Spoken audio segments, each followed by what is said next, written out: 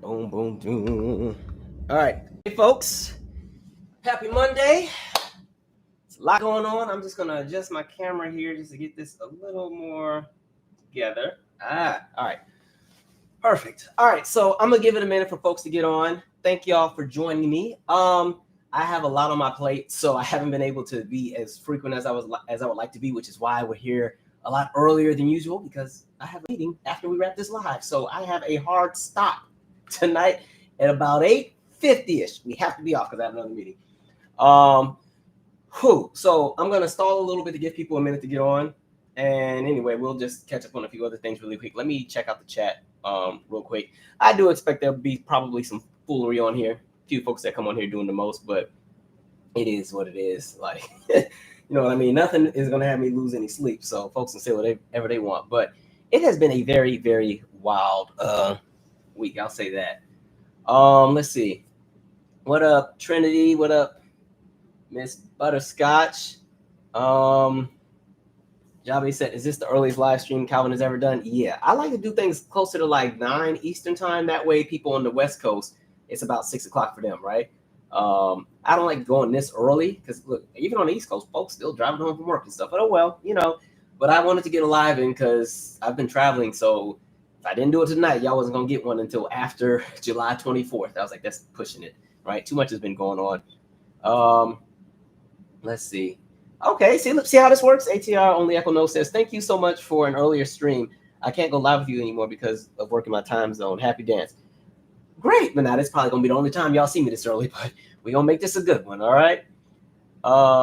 What up, Terrain Reloaded? Make sure y'all check out his channel. He probably already did a live on all this, and most of the time he and I have the same opinion on everything, so definitely support his channel. He's a lot more consistent than I am. You can guarantee that most likely he got 3 or 4 streams every day plus pre-made content, right? He is on it when it comes to really staying on top of things, especially because our media is so compromised. I think we really need to get in the habit of getting behind what I call like new black media or people who are not bought out, right? Tareen is one of those folks, so definitely check out and support his channel.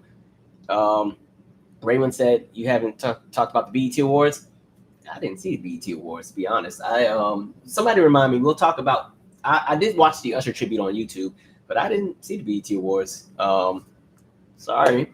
Let's see. What up, darling Nikki? What up? Deja Marie says she's been waiting all week. My bad, y'all. Cher said camera quality looking crisp. That's because it's daylight. I think when we do this at night, the light over here washes me out too much, so it probably makes me look a little bit more faded out. Zen Z said Secret Service got outsmarted by a high school diploma. We're gonna get to that because man, whoa, what a time we are living in, right? It's a whole bunch of nonsense. we just keep it rolling, right? And it's so funny because didn't I say on the last live that even, you know, I think the last live I did was right after the debate. And I said, you know, I already had my 2 cents about why they should have had a debate to begin with. But I did say America is a place of extremities. And so as crazy as that was in that moment, I was like, there's going to be other things that pop up between now and November where that debate is going to be a recent, you know, a thing of the past. It's not even going to be something that people are talking about soon enough. Poison Ivy said, is this the watch party for the season finale of America? No, I don't think so. But I think it's a very intense season. Like, this would be some great TV. Yeah, sorry, my lips are a little dry. Something about this summer heat has, I don't know, it's like the sinuses and everything are messed up because, you know, it's like 100 degrees outside. But then this building has that really, really dry air. It's been messing me all up, right? Okay. So, yes, Melissa, can you share your thoughts on Usher tribute? Yeah, remind me at the end. So I'm going to say I'm towards the end, and then y'all start putting the reminders of anything else y'all want to cover before I get off, all right? Yes, I just started the live. Okay, I'm going to just go ahead and start because we need to keep it moving. So shout out to everybody who's here. Also, by the way, for the book club will pick back up September 16th. I want y'all to enjoy your summers, live your life the same way I'm living mine, right? Been outside all summer. So y'all go enjoy, do the same. Like I said, we'll pick back up in September. I'll put the announcement out in late August about the choices, and y'all vote on them and pick which book y'all want. All right.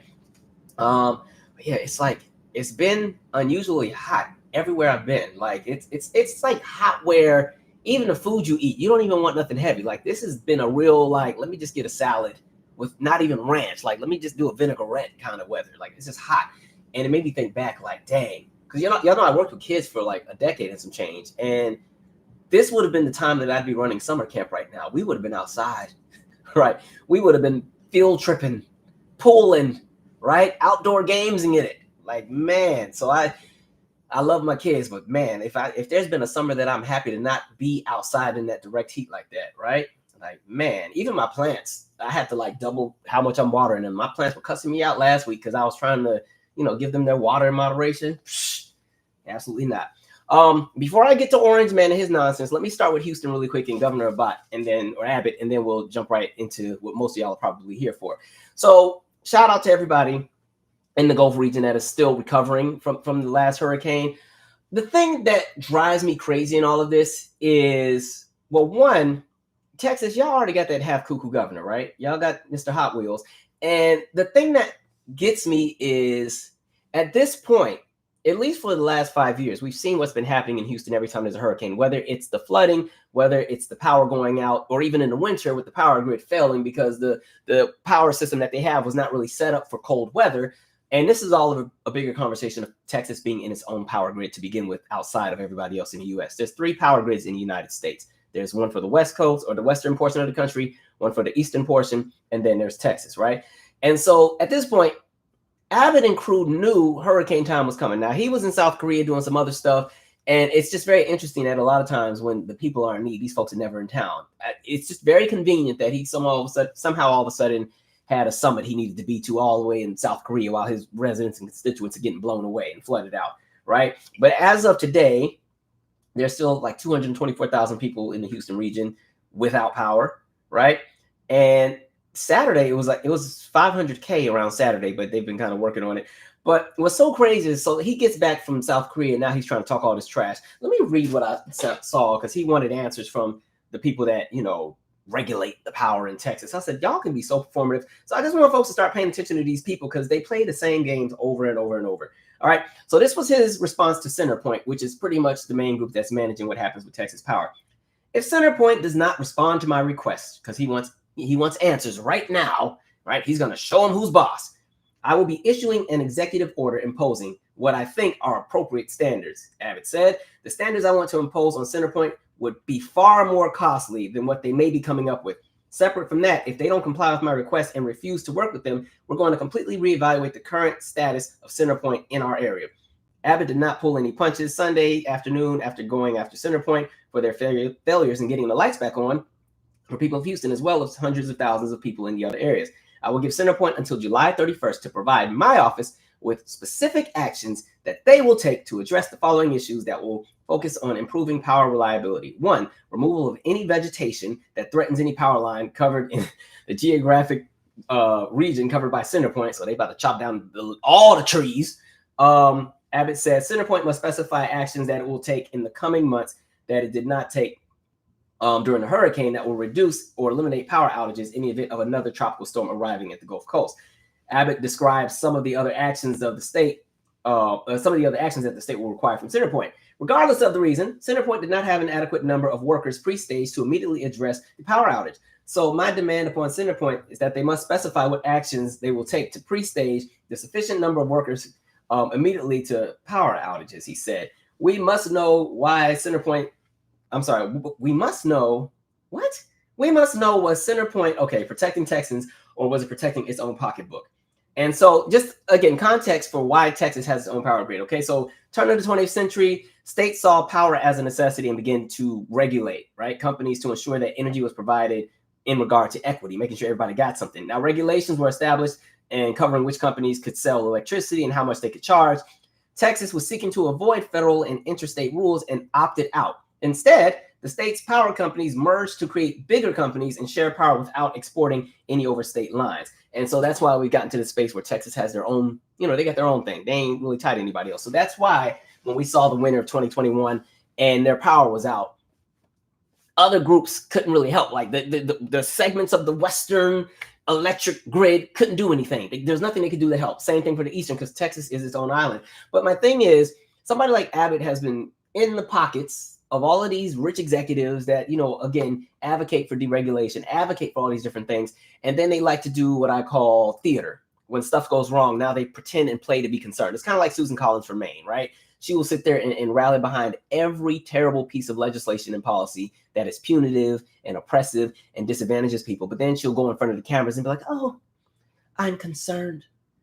I am so concerned. I'm concerned. That is the most concerned white woman I've ever known that has never done anything about the concern. She'd be concerned all day and still be, yep, yeah, get rid of that.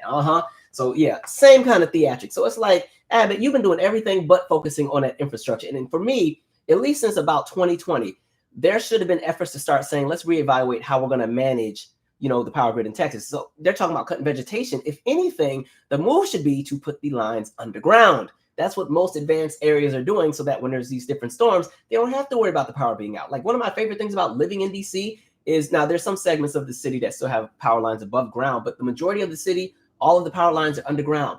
I have lived here since 2006. My power has never gone out, right? That's through Hurricane Sandy. That's through all Hurricane Irene. Like, my power has never gone out living in the city, right? And that's because, again, power lines underground. And the thing about it, too, it also highlights the discrepancies that you see in regard to which populations are prioritized. I think the reason you see that in DC is because DC is such a small city. Pretty much every segment of the city is some element of importance, right? But then again, the portion where you don't see the power lines underground tend to be the areas where Black folks live. Same thing with Houston, same thing with most cities, right? And so a lot of times, whenever there's any kind of storm, whenever there's any natural disaster, especially when it comes to power or power lines being out, you notice that most of the times, the last places that get their power back are the pockets of people that are working class, are the pockets of people where there's a large Black population or a brown population, like all the populations that those at top like to deem undesirable, right? You see that same pattern. So again, this is theatrics. If you really think Abbott cares about the people in Houston not having power, he doesn't care. He's been in Korea in a nice air-conditioned hotel, while the people down there in Houston been in 100-degree weather with humidity and no air since last week. Right? Crazy. So yeah, cut the theatrics. It's some nonsense. What else was I going to say? And then, what's so funny too, he also made this post today talking about like the anniversary of the accident that paralyzed him. And it's so crazy because, one, he went out running during a storm, right? So a tree falls and hits him, whacks him, whacked, right? Now he's paralyzed. And so he sues the city. He sues the company that's supposed to be trimming the trees, and he sues the homeowners, gets millions, right? Sues the state, gets his check, then gets in the office and then creates the law where people can't sue for the exact same thing he just got rich from. Like, when I tell you these people are some stingy, evil, horrible people, right? Full of crap. That is one terrible man. You spend all this time worrying about trying to fly and bust people that are undocumented all around the country. You should have been focusing on the infrastructure down there. Right. On top of the fact that if you're not focusing on infrastructure, y'all are trying to figure out how to corrupt the next election by getting rid of polling stations. Right. Harris County, getting rid of polling stations, purging people off the voter rolls, trying to prepare for November, making sure that y'all get in through the door. Priorities, people. Anyway, so let's shift to what people are actually here for. All right. Orange Man or Trump and this assassination attempt. Before I start, I will say I want folks to kind of be careful in general, because I've said this many times on the channel, but politics in the U.S. has become so tribal, or even tribal, that, you have a lot of people who are anxious to incite violence, right? You have lots of people who want something to go down. You have people who continue to claim and run around because they have been training for the Civil War, right? I still don't know who these people are fighting, right? Because I'm like, who is the enemy? Because it sounds like, especially based on what I read about the shooter, it's some infighting. Y'all got some in-house problems over there. But, you have people who want things to happen. We're in a space where our politics is so strange that politicians are almost worshipped. And I've said this before. I think when it comes to Trump, he has a cult following. Like, that man is these people's religion, right? Even when you talk about just white evangelicals and white nationalism and the connections with white Christianity and everything like that, it's now centered in politics and Trump. And they move like this man is their Jesus. So understand, now that somebody has tried to take him out allegedly or whatever else, like, you're going to see more people who are like more vile or latch into more extremities because they're ready to fight. There are people who have been collecting all kind of guns for years, got basements and storages full of weapons. They're waiting for the call to step outside and do Lord knows what. So I want folks to kind of just pay attention, because I think this just kind of opened another can of worms that is going to be chaotic. I hope we don't have to be on here having more lives talking about more crazy things. But the way that folks in this country move, especially when you talk about the love of whiteness, oh, it's going to be a time out here, right? And you're seeing it. Like I just saw the post from Kid Rock talking about you mess with Trump, you mess with me. I was like, y'all need to go outside. Go outside. Like it's so interesting how married people are to politicians, especially this man, because you still see the pattern of this man throwing everybody under the bus or disposing of people that he doesn't need anymore. So it's just interesting to see how folks move. But anyway, let's get to it. Now, I apologize that I could not go live on Saturday because, hey, it was Janet Jackson Day. Okay, I was on my way to the concert. All right, I'll talk about her concert at the end after we get through all the serious stuff. But yeah, I was on the way to Baltimore. I was literally on the freeway having a great time. I got the playlist going. I got to prep for the show. You got to be ready for the songs that are going to come and make sure you remember the words. Like I'm prepping. It's about to be a great time, right? My friend sends me a text, right? And it's so funny to me. I'm not going to say what the friend said, but my friend knows me so well that they were able to send me a text without saying everything. And I know exactly what they're talking about. I'm going to just say that, right? And when I got that text, I'm like, of all times, for something to go down and for me to not be by a computer. How? And mind you, like, I think it was, I don't know, 7 o'clock or something like that when I got the text. And so, yeah, I was like, yeah, I'm not even going to be home until probably midnight or probably 1 o'clock. So I guess we'll see them later. But, oh, what a mess, right? Now, I didn't really pay attention to the story until the next day because I got home and went to bed, right? Had a great time at the show. So when I started waking up and following the details, when I tell you I was confused, I said, what is going on here? I got a lot of questions, people. Now, I'm not one of the ones that's going to come on here and talk about conspiracies and all, but I got questions. So the first thing I thought of was, it's this guy on the roof that shoots over and whacks the president from what's been reported. And we just had this conversation, a few lives ago?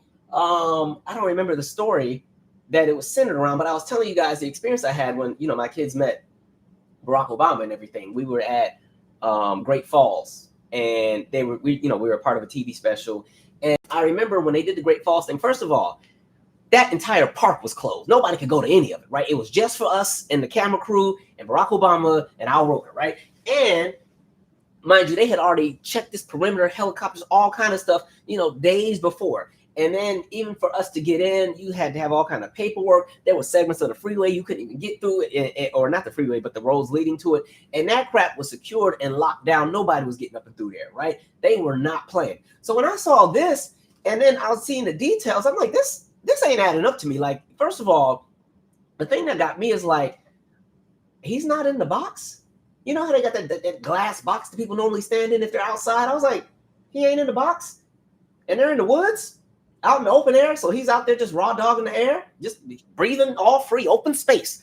Okay, right? And then I saw there's all these buildings because, that's the other part that gets me, right?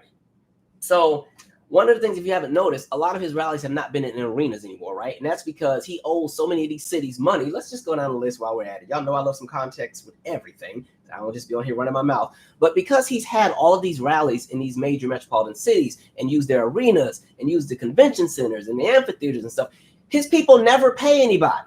So at this point, he owes money in so many cities that he can't get a lot of venues, right? So he owes the city of Tucson, Arizona money, Mesa, Arizona money, Albuquerque, New Mexico money, Spokane, Washington money. He owes money to the state of Wisconsin. He owes money to Billings, Montana. He owes money to Erie, Pennsylvania. He owes money to Lebanon, Idaho, Green Bay, Wisconsin, Burlington, Vermont, Minneapolis, Minnesota, like place after place. I'm gonna stop here because there's tons and tons of places, but he owes money to so many of these people. Let me see. City of El Paso confirmed he has an outstanding balance of $569,000, which also includes a one-time late fee of $98,000 for non-payment. Like, he has all this stuff that's going on. The city council actually took action in order to hire the law offices of Snapper Carr. The purpose of that was to advocate on behalf of the city to be able to obtain the funding that is owed to the city. So one of the reasons why he's at these very unique locations as of late is he can't book any places. So this is why he's in backyards and at farmers markets and, at the school playground and stuff. Like, kids can't even go to recess because he's having a rally. And so I just found that very interesting. And so my thing is, like, if you're in such an open space, what you've normally seen with Secret Services, they play no games with open areas. Like I said, when we were at Great Falls and we were doing a TV thing, first of all, we weren't even taping till like 9 a.m., but we had to be there like 5, right? And once they cleared us and checked us, and they had to check the bus I drove with the kids, make sure there wasn't no bomb or nothing in there and all that kind of stuff, we had to like stay in a specific perimeter in like a certain area until we got the clear to move to the other segments of the forest that they had taped off. So watching this, and it's like they're at this school, and then there's a building just 148 yards, 148 feet off to the side. And I'm like, nobody checked to clear and make sure that was good? Okay, all right, interesting. Okay. And then like I was looking at even the crowd, right? Even my mama said that when she called, because she was the next person to call me while I was driving to the show. And I was like, Mama, I'm driving, I can't talk right now. But she's like, you got to see this. They started shooting and the people barely moved. I said, really? Right? And it was interesting because then when I saw the clips, it's like the stuff happens and all the people are, ooh, what's going on? There's one lady who has her phone and she's still recording but getting down slowly. I was like, wait a minute, y'all are only like 5 feet from the guy. And clearly, whoever is the shooter has not been neutralized yet, and y'all are moving around like everything is all good. I was confused because I told you that one time. I feel like I got a story for everything. That time me and my friend were at the baseball game, at the Nats game, and there was the shooting outside the stadium, because this is what happens when you build a stadium in a neighborhood that's been gentrified and you forget that it's still that original neighborhood. There was a drive-by outside the stadium. You could hear it in the stadium, right? Because you could hear the type sound. And so it wasn't on the side I was on. It was on the opposite side. And as soon as that sound was heard on that opposite side, you watch like 10,000 people just scatter, because we're sitting like, what is going on? And I'm looking across, I see these people just running, and then behind me is like the corridor, to go around the stadium. And all these people, there's sharpshooters in the building, like, there's sharpshooters in here, we gotta go. And I'm like, and I'm thinking, damn, man, I'm not trying to die in this. This is not how I'm about to die, right?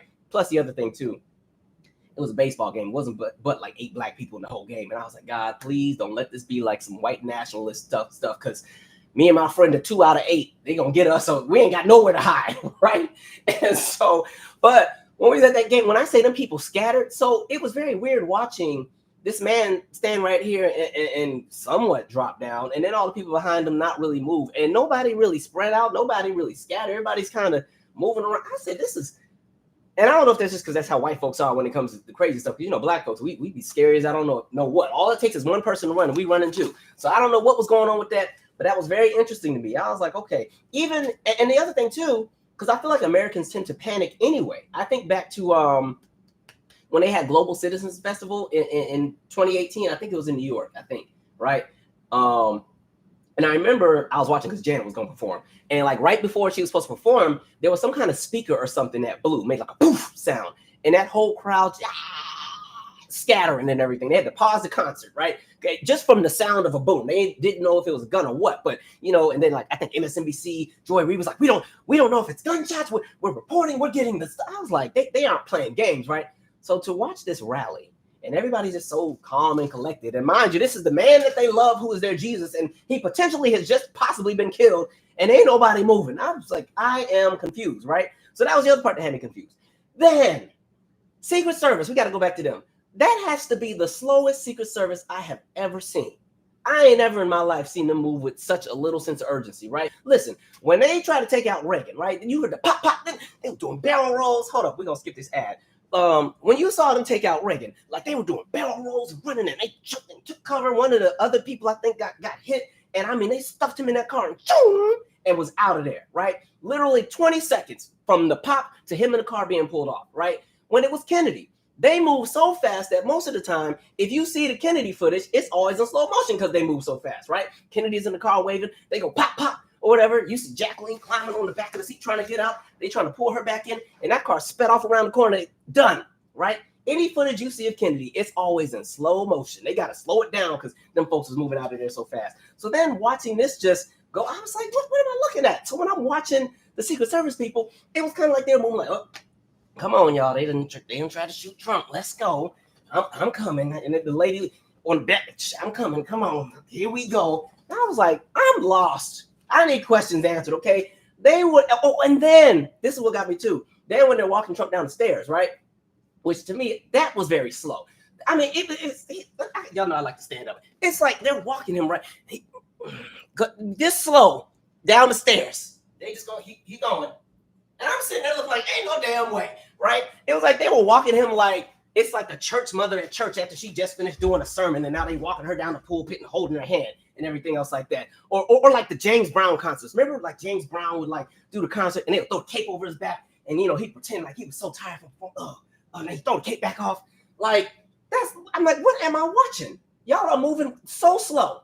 And then it's like when he got down there, like the other part that got me is like, then they let him like put his head up to try to, wave and do the fist. And I'm like, sir, if they were trying to take you out from the head, why would they let Trump put his whole head out here?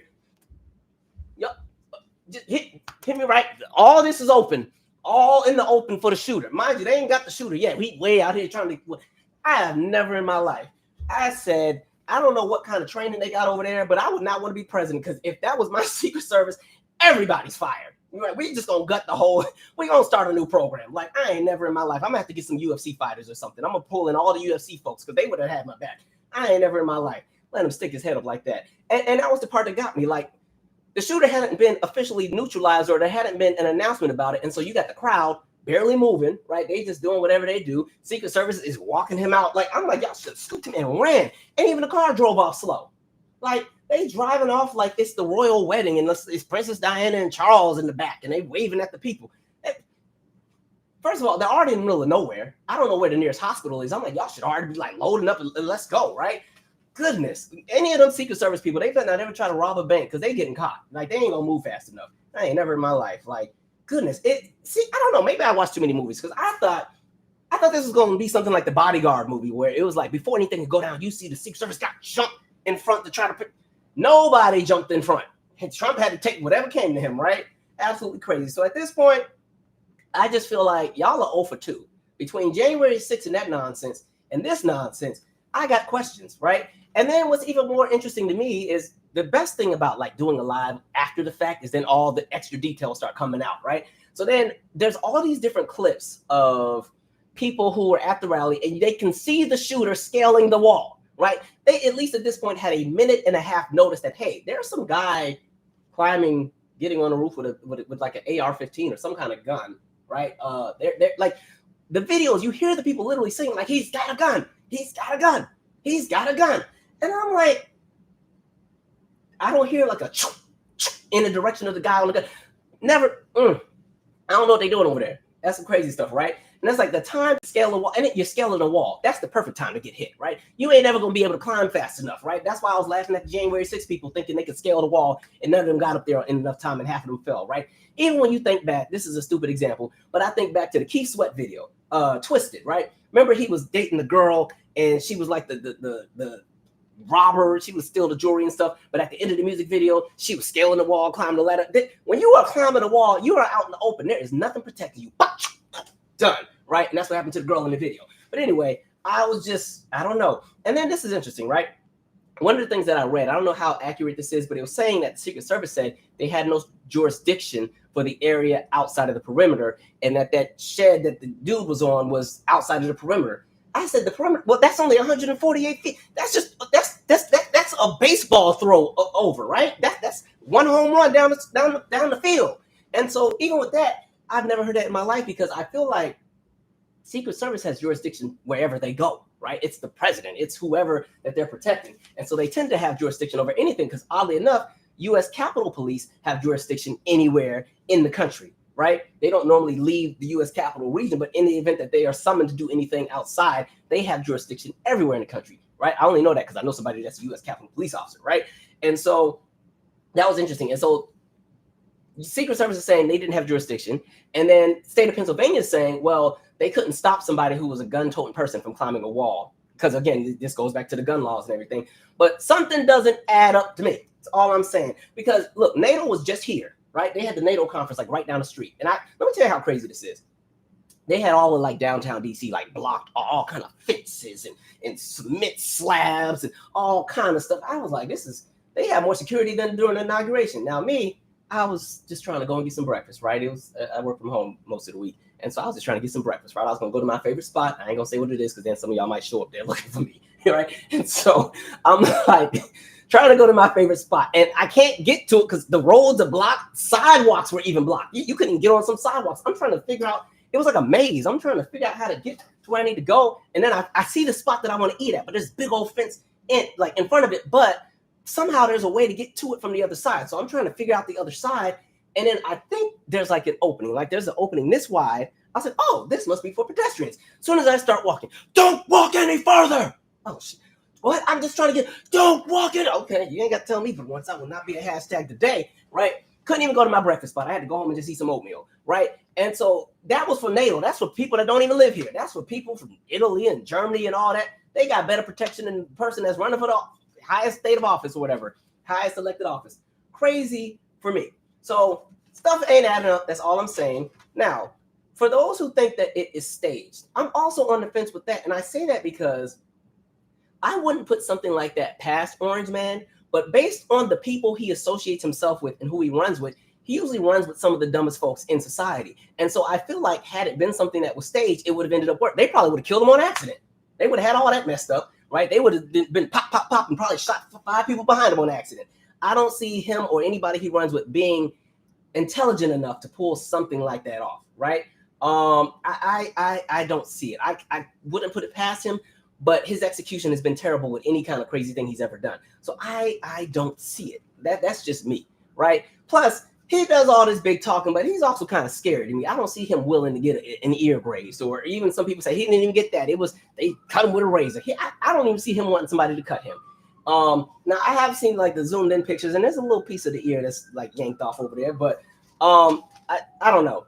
I'm not about to start no conspiracies, but yeah, it's just I got questions because some of this is very awkward to me. That's all I'm gonna say. And the other thing too, I think a lot of people are questioning is like even I'll come back to that. Let me go to the shooter real fast, right? What's interesting with the shooter is the shooter's like 2021, born in 2003, and I'm like, how?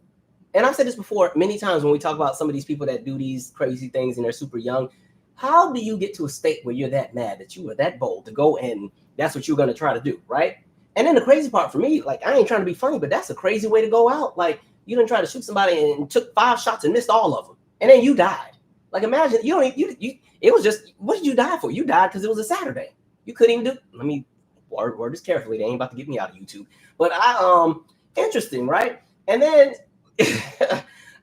what's crazy about it too, then after all of that, then the media spends all this time talking about just how terrible he was and everything and all the stuff that he sucked at. I said, I don't know if he was trying to be a martyr or whatever, but the mission failed, right? Not only did you die, you were getting roasted and cooked. So what did you die for? You just died because it was a Saturday. Nonsense, right? And then they said, okay, because I knew the next thing was going to be folks going to say, oh, this must be Antifa or Black Lives Matter or the radical left Democrats or the Black Liberty Street. They were going to try to find a way to put it on somebody other than the crazy lunatics that have been doing this forever, right? And then you find out, well, he was a registered Republican.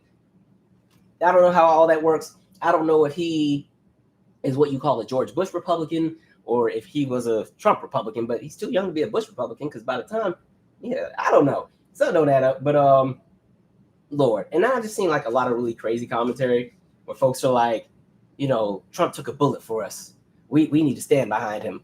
I wasn't going to say what I was thinking, but I'm going to say somebody else on Twitter was like, well, look, let me see him take a few more before I make up my mind. I was like, I didn't say that, but Lord, where are we living at? And I think what's also interesting, like there hasn't been a lot shared about like medical records or like no hospital press conference. Look, when they shot Reagan, you were getting by the hour updates about, Reagan's in surgery, something. They didn't say what hospital Trump went. They ain't said none of that. Even when Trump had COVID, right? They couldn't wait to tell you they were going to airlift him to Walter Reed. And, you watching him struggle to get up there, suffocating, right? But he was trying to play tough, right? And everything, right? Took him right to Walter Reed. All of the fans are out there with signs and prayers, and we're going to make sure we take care of our boy, right? And all that crazy stuff. So I don't know. But my last piece I want to ask, right, is I'm not sure exactly what kind of weapon this dude had. I don't know if it's AR-15 or something else, but it had a range to get that far. But when you look at the bullets on those kind of weapons, those are not bullets that really graze. Those are bullets that take off whole segments. Like, this is a little graphic, but like when you see or read about a lot of the victims in these mass shootings, whether it be the victims that were in Las Vegas that time or like Sandy Hook or the movie theater, a lot of the victims had to have closed caskets because they were unidentifiable, because those bullets do that much. These are bullets that are like this big. I don't see that doing. His whole ear should be missing right now. That's all I'm saying. Like he should look like he just got out of a fight with Mike Tyson, in my opinion. But whatever. So we'll see how this all, goes down. And then again, he wasn't standing in the glass box.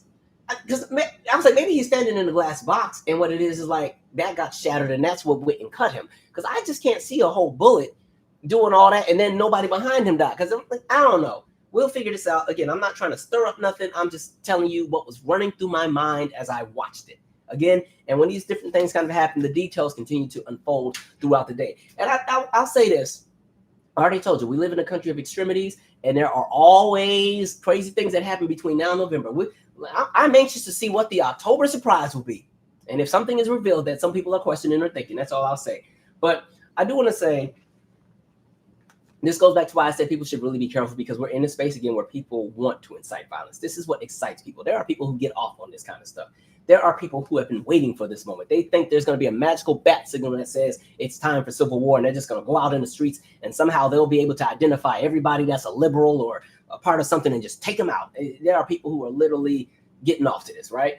And so I just want to say, because now there's the whole move to bring in like the super sympathy. And I'm like, to me, what you put into the universe is what you get out. And to me, when people are all of a sudden saying this is not the time for divisiveness or blah, blah, blah, blah, blah, or I'm like, what rock have y'all been living under? This is what we've been living under for the last few years. This is what this man has pretty much stirred up and created and allowed to happen. And now y'all want to be mad and pretend all of a sudden everybody else who may not be a fan of this guy are supposed to all of a sudden pray to Mother Mary for his speedy recovery and everything else. I'm like, be serious. Like, and this doesn't change anything with any of the policy that this man still stands behind. So yeah, he might have almost died the other day, but he's still here. And he, if anything, to me, I think it's gonna make him more vengeful, right? Some folks are like, oh, he'll have a change of heart. I don't know. He's gonna run around here thinking he big and bad for real now, right? He really gonna be thinking he 50 Cent. He even got shot 9 times and still talking trash. But the other thing too, I want people to still realize politically, it's still a time to be serious, because I've already seen stupid commentary like, I mean, what he's really one of the real ones. He took a bullet. I'm like, sometimes people really be sounding like that scene out of Mean Girls. Remember the girl that got hit by the bus and they were voting the prom queen, and they're like, I'm gonna vote Gretchen Wiener for prom queen because she got hit by a bus, and other guys like, I'm gonna vote for Katie because she pushed her. Like, that's how some folks sound right now. Like, I don't understand the logic of a lot of folks, and I'm starting to really understand that intellect is starting to become few in between, right?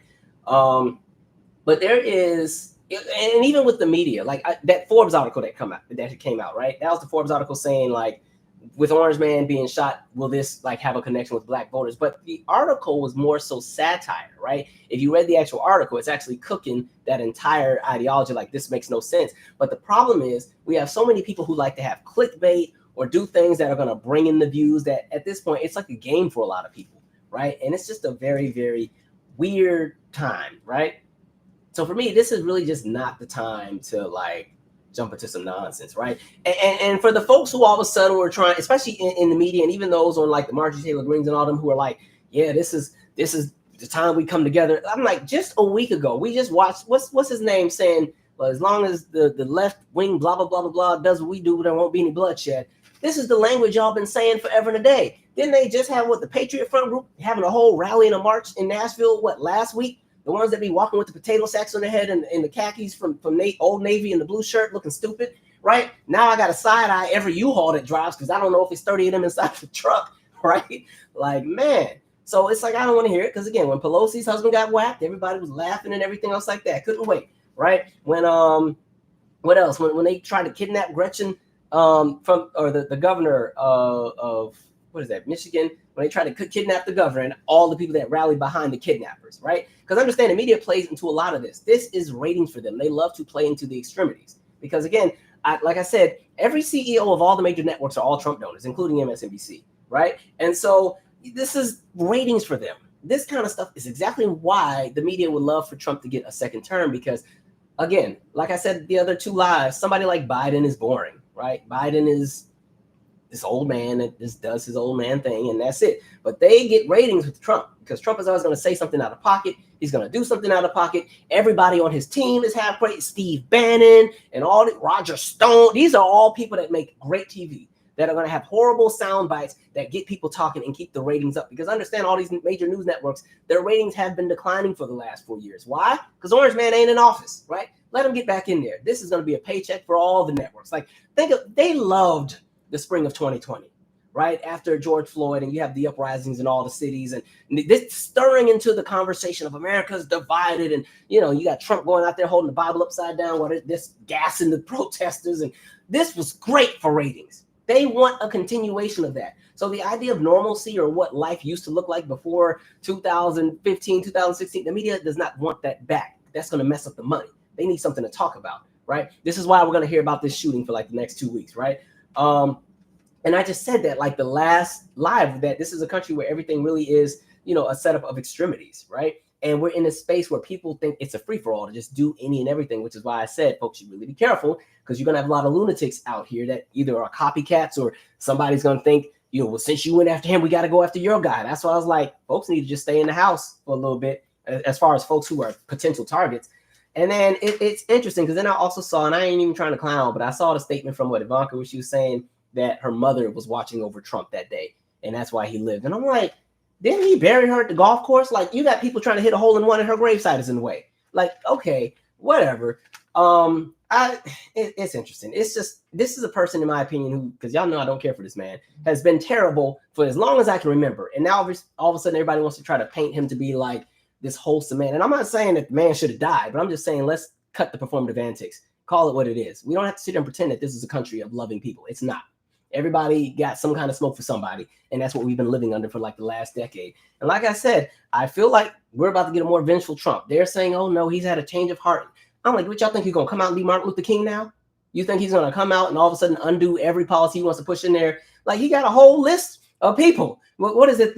I had it in my phone. Let me see. He got a whole list of people he wants some smoke for. He can't wait to get them. Let me see. This was, the retribution list. Yes. Trump ally exposed for horrific hit list of political enemies, right? Donald Trump, self-proclaimed Secretary of Retribution, is touting a wild plan to arrest politicians, police officers, and journalists he views as disloyal to the former president, according to a sweeping new investigation by Ross Stewart. Conservative political activist Ivan Ranklin claims to have assembled a deep state target list that includes high-ranking Democrats and Republicans, U.S. Capitol police officers, officials of the FBI and other intelligence agencies, witnesses in Trump's impeachment trials, the journalists at the New York Times, CNN, the Washington Post, which is interesting because all three of those are bought out, and other news outlets. Their supposed crime? Being Trump's political enemies. And they view these as people, or view themselves as justice incarnate, whatever that means. During one podcast appearance earlier this year, Ranklin said his nickname was the Deep State Martyrer, aka the Mauler. Ranklin's plan is to do with this list isn't nearly as gruesome, but it is still terrifying. He intends to enlist right-wing sheriffs to carry out mass arrests, and in May, he declared his intention to arrange live-stream swatting raids. He reportedly claims that if he went public with all of the so-called evidence he collected on Trump's enemies in the deep state, it would be probable cause to arrest those high-ranking officials and journalists on his list. Those arrests would be carried out by constitutional sheriffs, specifically a right-wing anti-government group called the Constitutional Sheriffs and Peace Officers Association. Those sheriffs would then deputize 75,000 veterans. Ranklin claims were dismissed from the military for refusing to comply with the COVID-19 vaccine mandates. Now, when have we also seen the conversation of deputizing civilians? Pretty much every race massacre in the United States, whether we talk about Tulsa, Oklahoma. One of the reasons why Tulsa was so massive was because every white man was deputized during what you would call the raid, right? They now had, and when we say deputized, that means they now have the authority of the police. We saw that in Ocoee, Florida. You saw that in Rosewood, Florida. You see that in all of these different, these what I call the massacres. So interesting times. Nothing has changed just because a bullet might have grazed this man's ear. He's still the same person, right? I know the RNC thing is happening right now and I'm live, so I'm not catching whatever's happening over there, but it's still the same nonsense. I'm going to pause there, read some comments.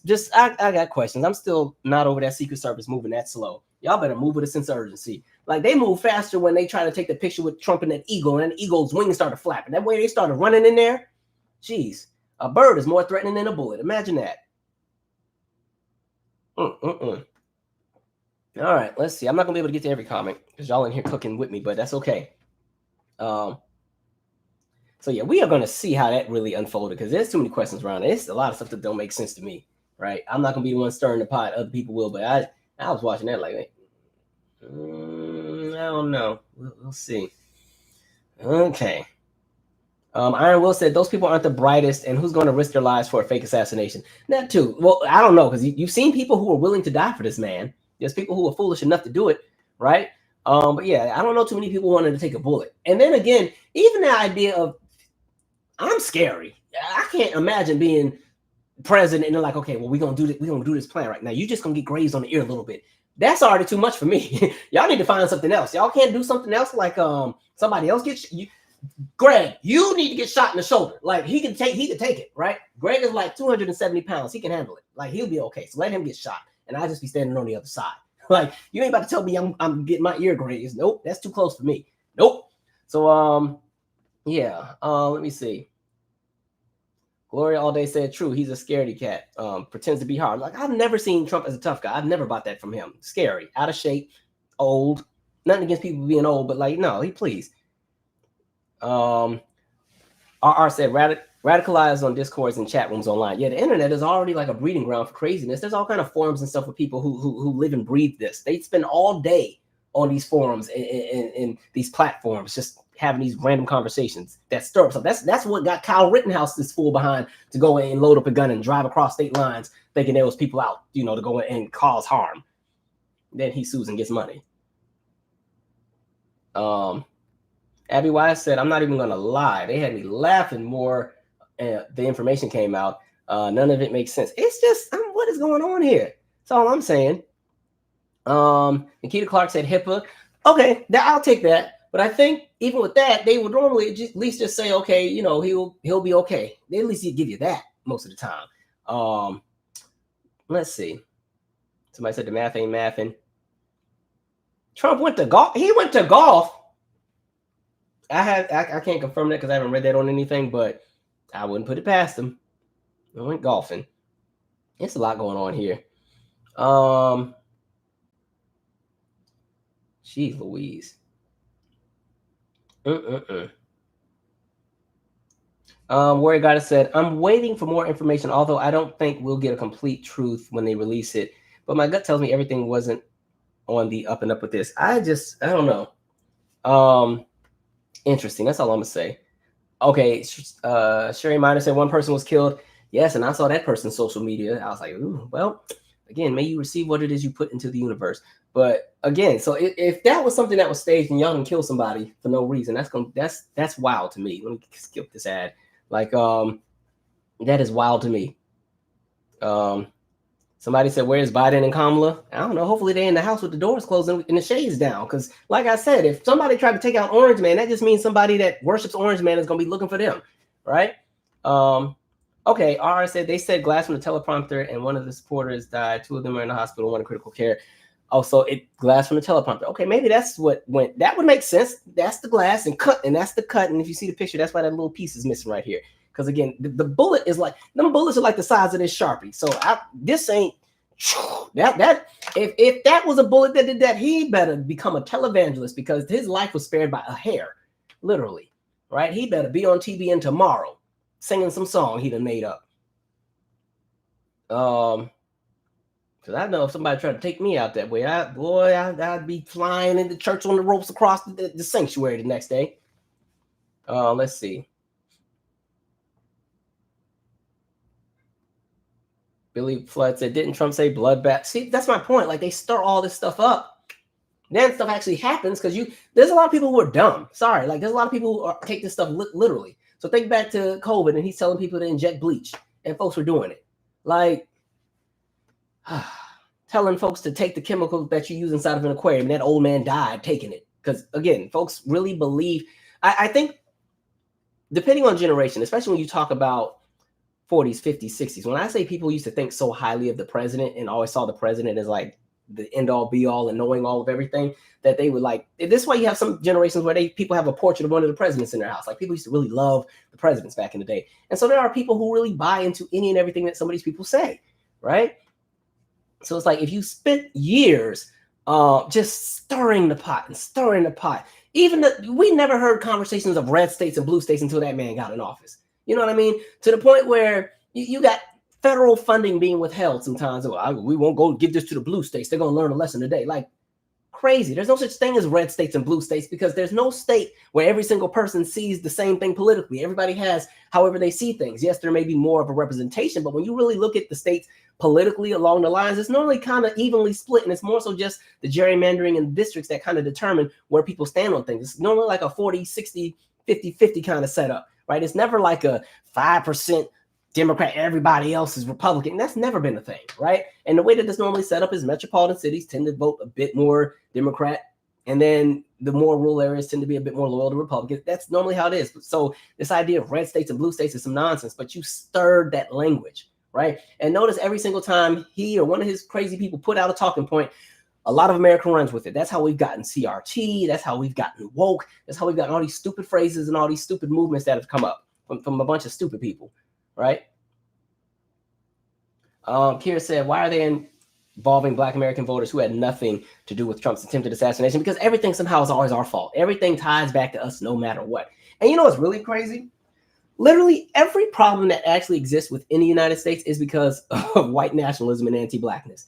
So when we talk about everything, whether it's what affects the economics, whether we're talking about how you've seen this gap between the super wealthy and the working class or the middle class, and a lot of it ties into policy that was created to disenfranchise Black citizens, right? When you talk about the environmental issues that we have in a lot of cities, especially with air quality and the fact that these freeways were built in these random spaces, and you demolish Black neighborhoods and everything to build these freeways and everything, and there's not a lot of green spaces in some of these areas. And now that these cities are being re-gentrified and white folks are moving into the very areas that were once desolated, and Black folks were just left to just fend for themselves, white folks now want to move in these spaces because these are the cool places to be, but now they got to deal with the bad air. So now all of them getting asthma and everything else too, emphysema and stuff, because they live in an area where there's nothing but glass, metal, and asphalt for the street, right? So it's like literally every issue we have ties back to some element of racism, which is crazy to me. Like, go and look at all the problems we have, and I can guarantee you most of the time, the origin goes back to some element that ties to anti-Blackness every single time. Even when you talk about the freaking trees in a lot of cities, right? Where they purposely, because you understand there's male trees, there's female trees, they cross-pollinate. That's what helps to create everything. One of the reasons why we're seeing such a high count of pollen in the last decade is because you had areas that were majority Black where when they planted trees, they only planted trees of the same species. You get male trees. So you got all these male trees in certain segments of town. And so again, there's all of these pollen and everything else that has almost mutated. And you wonder why there's certain segments and certain populations where people are always choking or they can't really go outside because their allergies are so bad. Because again, simple things. I told y'all the story of my grandfather where, the neighborhood that he lives in LA at one point was all Asian and all white, right? Really, it was all white. And then it shifted over to Asian. And so my grandfather got the house in 56, and the man that sold the house to him, it was this Asian man, was so pissed that he sold it to a Black man that he took the magnolia tree with him, right? They had planted all these magnolia trees down his street, right? All these magnolia trees. And the man was so mad he took the tree with him. So if you go to my grandfather's street, his house is the only one on that street without a magnolia tree, because at this point it's been 60 plus years. So these are big, luscious, beautiful trees. And my grandpa ain't got one. That's how crazy racism is. So a lot of it always ties to stuff. So they're going to find a way to blame us, right? White folks a lot of times vote against their own interests because it means that, hey, Black people will still be beneath them. So a lot of times working class, white, poor Americans have no problem continuing to get behind crazy policy if it means that somebody else that they deem beneath them can continue to suffer, right? So anyway, I didn't even mean to get on that soapbox, but whatever.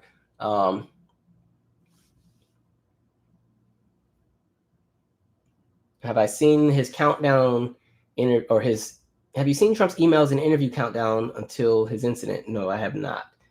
I don't get no emails from that man. Actually, I make sure I don't want emails from nobody. Like anytime I get a text, like, hey, nope. I'll be hitting stop so quick. None of y'all email me. All y'all leave me alone. Every last one of y'all. Kira Clark, political violence has been normalized. Exactly. And it's our norm, right? Dang, Paul Morgan. He said Trump buried her. That was the wife with no headstone. So she just got a patch in the grass. That's love right there. The love of his life.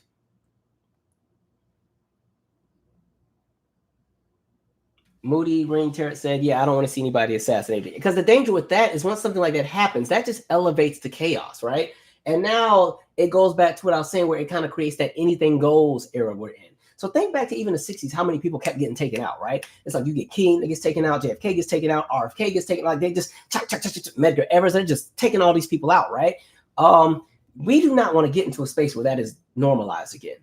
But the way that the rhetoric runs and the way that people have not been held accountable for their actions in regard to people that have tried to start uprisings. And, you know, a lot of what we've seen, we've watched people get slaps on the wrist for their nonsense. And so it creates a space where people feel enabled to continue what it is that they do, right? Somebody said, I can't believe he whitewashed the fist. Oh God, don't remind me, right? That's going to be the image. We're going to see it everywhere. Now, again, now that's, you know, fight on. Here we go. That rallies up the troops for real. I hope white folks don't start doing the fist. That's ours. Y'all do your own thing. Somebody said the constitutional sheriff ideology is effing wild. And that's the funny thing. They all the trigger words: patriotism, liberty, freedom, constitutional, federalist, all that stuff. They always use them terms. That's normally my sign to know if somebody's half cuckoo or if they're aligned with some nonsense when they start using them phrases too much. You start seeing too much freedom and patriots. I'm like, oh, okay, here we go. Or when you hear the phrase real Americans, you know who they talking about, and you know who that doesn't include. All right. Somebody said Donald will never change. God would have to change him. That man is not God-fearing. Trump don't care, right? And it's usually ones that are evil live the longest. Watch that man be here till he's like 106. Crazy.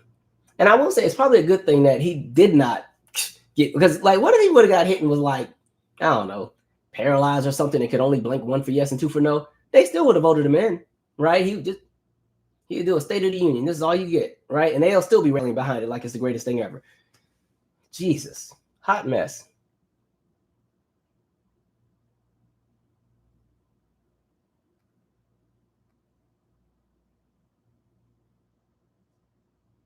Somebody said Donald Smollett. Y'all got jokes. You know, folks gonna find a way to get a joke in with everything. That's the one piece. All right, we're gonna keep it moving because I got a few other topics, and I only got about an hour and some change left before we need to get off here before I go to my actual meeting tonight. Y'all pray my strength. I'm a little tired, but we're gonna make this work.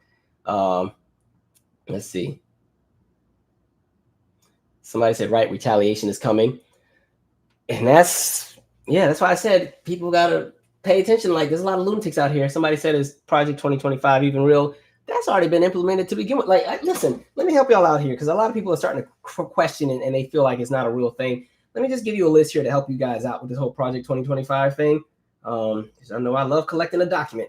Let me give you some names of some of the people who are authors on Project 2025, right? Paul Dans, he was the chief of staff for the Office of Personnel Management. Let me do this the long way, right? You have Stephen Groves, White House Assistant Special Counsel. Jonathan Berry, Acting Assistant Secretary for Policy at the Department of Labor. Adam Kandub, Deputy Associate Attorney General. Dustin J. Carmack, Chief of Staff to the Director of National Intelligence. Brendan Carr, FCC Commissioner. FCC that's what we watch on TV, right? They get to dictate and regulate what's out there. Imagine that being put through, and imagine how the media would be regulated as to what they would be allowed to talk about in regard to Orange Man if he were to be in power, what they wouldn't be allowed to say, right? FCC, that's a big deal, okay? All right. Benjamin S. Carson, HUD Secretary. Ben Carson even got the nerve to write some of this. And all right, Ben. Spencer Christian, I think I said that right. Associate Director of Presidential Personnel. Ken Cuccinelli, he ran for governor of Virginia one time. Acting Deputy Secretary for the Department of Homeland Security. Rick Dearborn, Deputy Chief of Staff for President Donald Trump. Diana Fergach Roth, Assistant Secretary of Education. Remember how I was talking about on the last live, one of the main things they want to do is privatize education, get rid of public education because there's money to be made, because you got millions of kids who need an education. And if you can get some money out of it, lots of people can get very, very rich. And then you also deregulate what it is the kids are learning. And so that goes into that whole white nationalist Christian thing they're trying to teach all the kids now. And the whole idea of banning anything about African-American history and everything else. Thomas F. Gilman, Assistant Secretary of Commerce. Mandy M. Gunsekara, Chief of Staff for the EPA. Gene Hamilton, Counselor to the Attorney General. Mind you, a lot of the people who are being named that are in these agencies, these are people that were appointed by Trump to head these agencies. And remember what we saw at the EPA. The purpose of putting some of these people in the EPA was to gut the EPA. If you look at the EPA now versus 10 years ago, it is a shell of what it once was. Same thing when they put Betsy DeVos in there over education. A shell of what it is now, right? This is all strategic. And this goes back to when we started doing lives in 2018. And I said that people have been working to cement a lot of things little by little. It's not going to just be one stroke of the pen overnight. Everything changes. They've been doing this stuff, right? This is setting everything up, getting all the people in the right places, right? Gene Hamilton, Counselor to the Attorney General. Jennifer Hazelton, Deputy Assistant Administrator of Public Affairs, USA. Troop Hemingway, Associate Director of Presidential Personnel. Dennis Dean Kirk, Senior Advisor, Office of Personnel Management. Bernard McName, Commissioner, Federal Energy Regulatory Commission. Now, one of the things they really want to do is deregulate what's happening with our energy sources, right? That would be a serious thing as far as the conversation in the marriage to fossil fuels, right? That's going to be a serious conversation. Christopher Miller, Acting U.S. Secretary of Defense. Stephen Moore, Federal Reserve nominee. Moore Namdar, Acting Assistant Secretary of State. Peter Navarro, Deputy Assistant to the President. William Perry Penley, Acting Director of the Bureau of Land Management. Max Primorak. Oh, that piece right there that I just said, Native Americans, whatever land y'all got left, y'all better start keeping an eye on it. That's the next thing to get snatched up too. They already ain't giving y'all no electricity over there. Like, please go and research what's happening on some of these reservations, especially like New Mexico, Nevada, Arizona. You have people who have no electricity at all, right? So one of the things that happened when it was like, we'll give you this land for this reservation, but you will get no federal support. Y'all got to figure it out on your own. And so a lot of these people are only getting electricity because of nonprofit groups that are trying to support them. It's kind of like what's happening to people that are Gullah Geechee that have land and property and how they don't get any federal assistance. Same kind of conversation. Let's see. Max Primorak, Acting Chief Operator Officer, USA. Roger Severino, Director of Office for Civil Rights, HHS. You know they about to gut everything. Ain't nothing the problem. Everything is fine. We about to one step from bringing back segregation up in here. Kieran Skinner, Deputy of Policy Planning, State Department. Brooks Turner, Assistant Secretary for the Department of Veterans Affairs. Hans von these names. Spakovsky. See, y'all be talking about y'all can't say these black names, and y'all be having all these Eastern European names all the time. Advisory Commissioner on Election Integrity. You know what that means? We about to corrupt every election from now on, right? Russ Vought, Director of the Office of Management and Budget. William Walton, Agency Action Leader, Trump Transition. Paul Winfrey, Deputy Assistant to the President. I'm going to stop there. But understand, there are so many people in positions already set up to just lock this stuff in when it's go time. So, yeah, it is a big deal, right? I think what it is, because it sounds so draconian, it almost is like, this can't be real. But it is. And good luck. And the craziest part, I didn't talk about this on the last one, getting rid of the FDIC, where your money in your banks would no longer be insured. So when there's corruption, and you have things like what we saw with Enron or what we've seen with, a lot of these companies that do these Ponzi schemes, your stuff is not insured. Imagine that. You got a savings and all of a sudden you got wiped out and there's nothing you can do to protect it. Stuff like that folks need to pay attention to, right? Especially U.S. veterans. They want to cut veterans benefits. This includes retirees. This includes how much you can get for disability. And this also includes creating a window of 10 years where you have to claim your disability, and that's it. And the problem with that is, for people who are in the military, sometimes the disabilities or the injuries that come from serving the country, you don't see until years later. Like I told you, my mom had thyroid cancer, but she got that years later down the line. Like my father ended up having scleroderma, and scleroderma is not something that you get genetically. It's normally triggered from different things. And so with my father working in all of those old warehouses, because a lot of these military bases have very old and decrepit buildings that have been there since the 50s and 60s, and they got asbestos and everything else in it. These are different things that sometimes don't affect people until years later, right? My dad joined the Army in 74. I think he got out in the 90s, right? But he didn't get sick until 2008, right? Different things like that. So, interesting times we're in.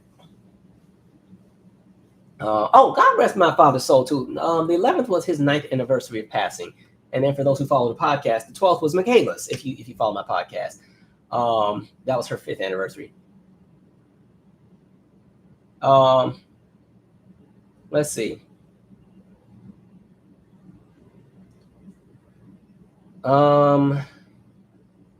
He was not bleeding heavy. His hair had no blood. I didn't look too hard at the pictures. I don't want to get too into the details, but like I said, I got questions. I'll leave it at that. Somebody said, "Hi, Calvin. I can't believe I'm getting to watch you live from Manchester in the UK. Shout out to the UK. Thank you for taking sense to YouTube. It makes a difference over here." But by the way, what I'm hoping, because I saw this with France in the UK, how they've recently had elections and they pretty much rejected. Because overseas, what's happening here is happening overseas too, where you're getting these very. And I want to say this too. This is not.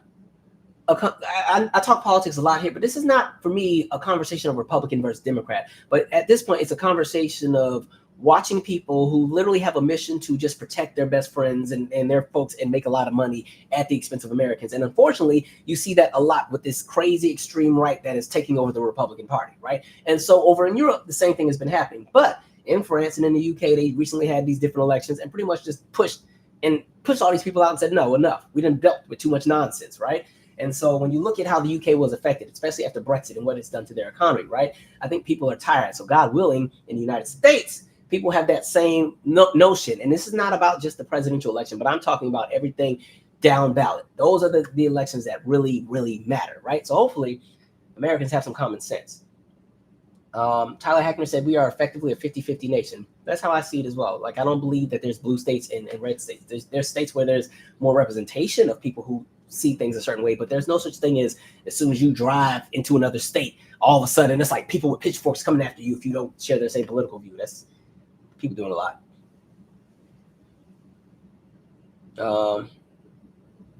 Somebody said the shooting was filmed in a commercial for Black Rock a couple of years ago. Gloria All Day said, that's why I'm suffering with allergies 3 times a year. You know, fortunately, I've never had bad allergies, fortunately, or asthma. But yeah, I notice a lot of people, their allergies are really kicking in.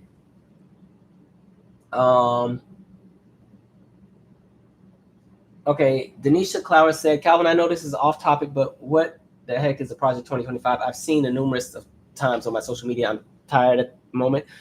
Go to my last live. We had maybe a 30-minute segment just kind of going down what that is. So just check the last live out. I talk about Project 2025 on that one.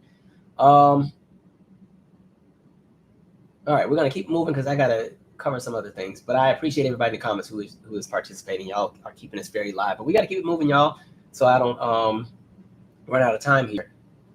Okay, so now we've seen Trump has announced also his running mate, J.D. Vance. This was interesting to me. Like, I felt like for Orange Man, if he's trying to pull in those people that are not really married or sold on him, you would have thought he'd pick somebody else that wasn't another white man that shares his exact same political view. I'm like, well, that kind of shows you where they stand. And it's interesting because J.D. Vance is one of those people that believe in the whole great replacement theory. And remember, we did a live where I cooked the hell out of that theory, right? So he's somebody who buys into that. But it's interesting to see how people will do a 180 in regard to power, right? So he's somebody that didn't even like this man. Has a whole book about how stupid this man is. Now he's going to be the VP, right? He didn't call this man America's Hitler and, you know, bad for democracy. And, oh, I can be vice president? Okay, I'll be there, right? And so, interesting. What was I going to share here? My notes are telling me to go to my phone for something. Let's see what I saved in here. It's just very interesting to see how people move, right? Yeah, let me see. Yeah, he called Trump America's Hitler. Supports national abortion ban without exceptions for rape or incest. He is somebody who wants to push the idea of no-fault divorce. Okay, I guess whatever. He said Trump might be a cynical asshole. Said he's a cultural Huron. Said he's noxious and reprehensible. Well, now you're working for him, so enjoy that, J.D. Vance. But the part that I really want to get to, that I find interesting. Now, remember how I said and I've said this many times, there's always people who are not white that, you know, break their necks to get into some of these spaces, thinking that if they move on the space of anti-blackness and align with white nationalism, it will get them through the door. And so we've seen a lot of people who were viable candidates to be in this VP position, right?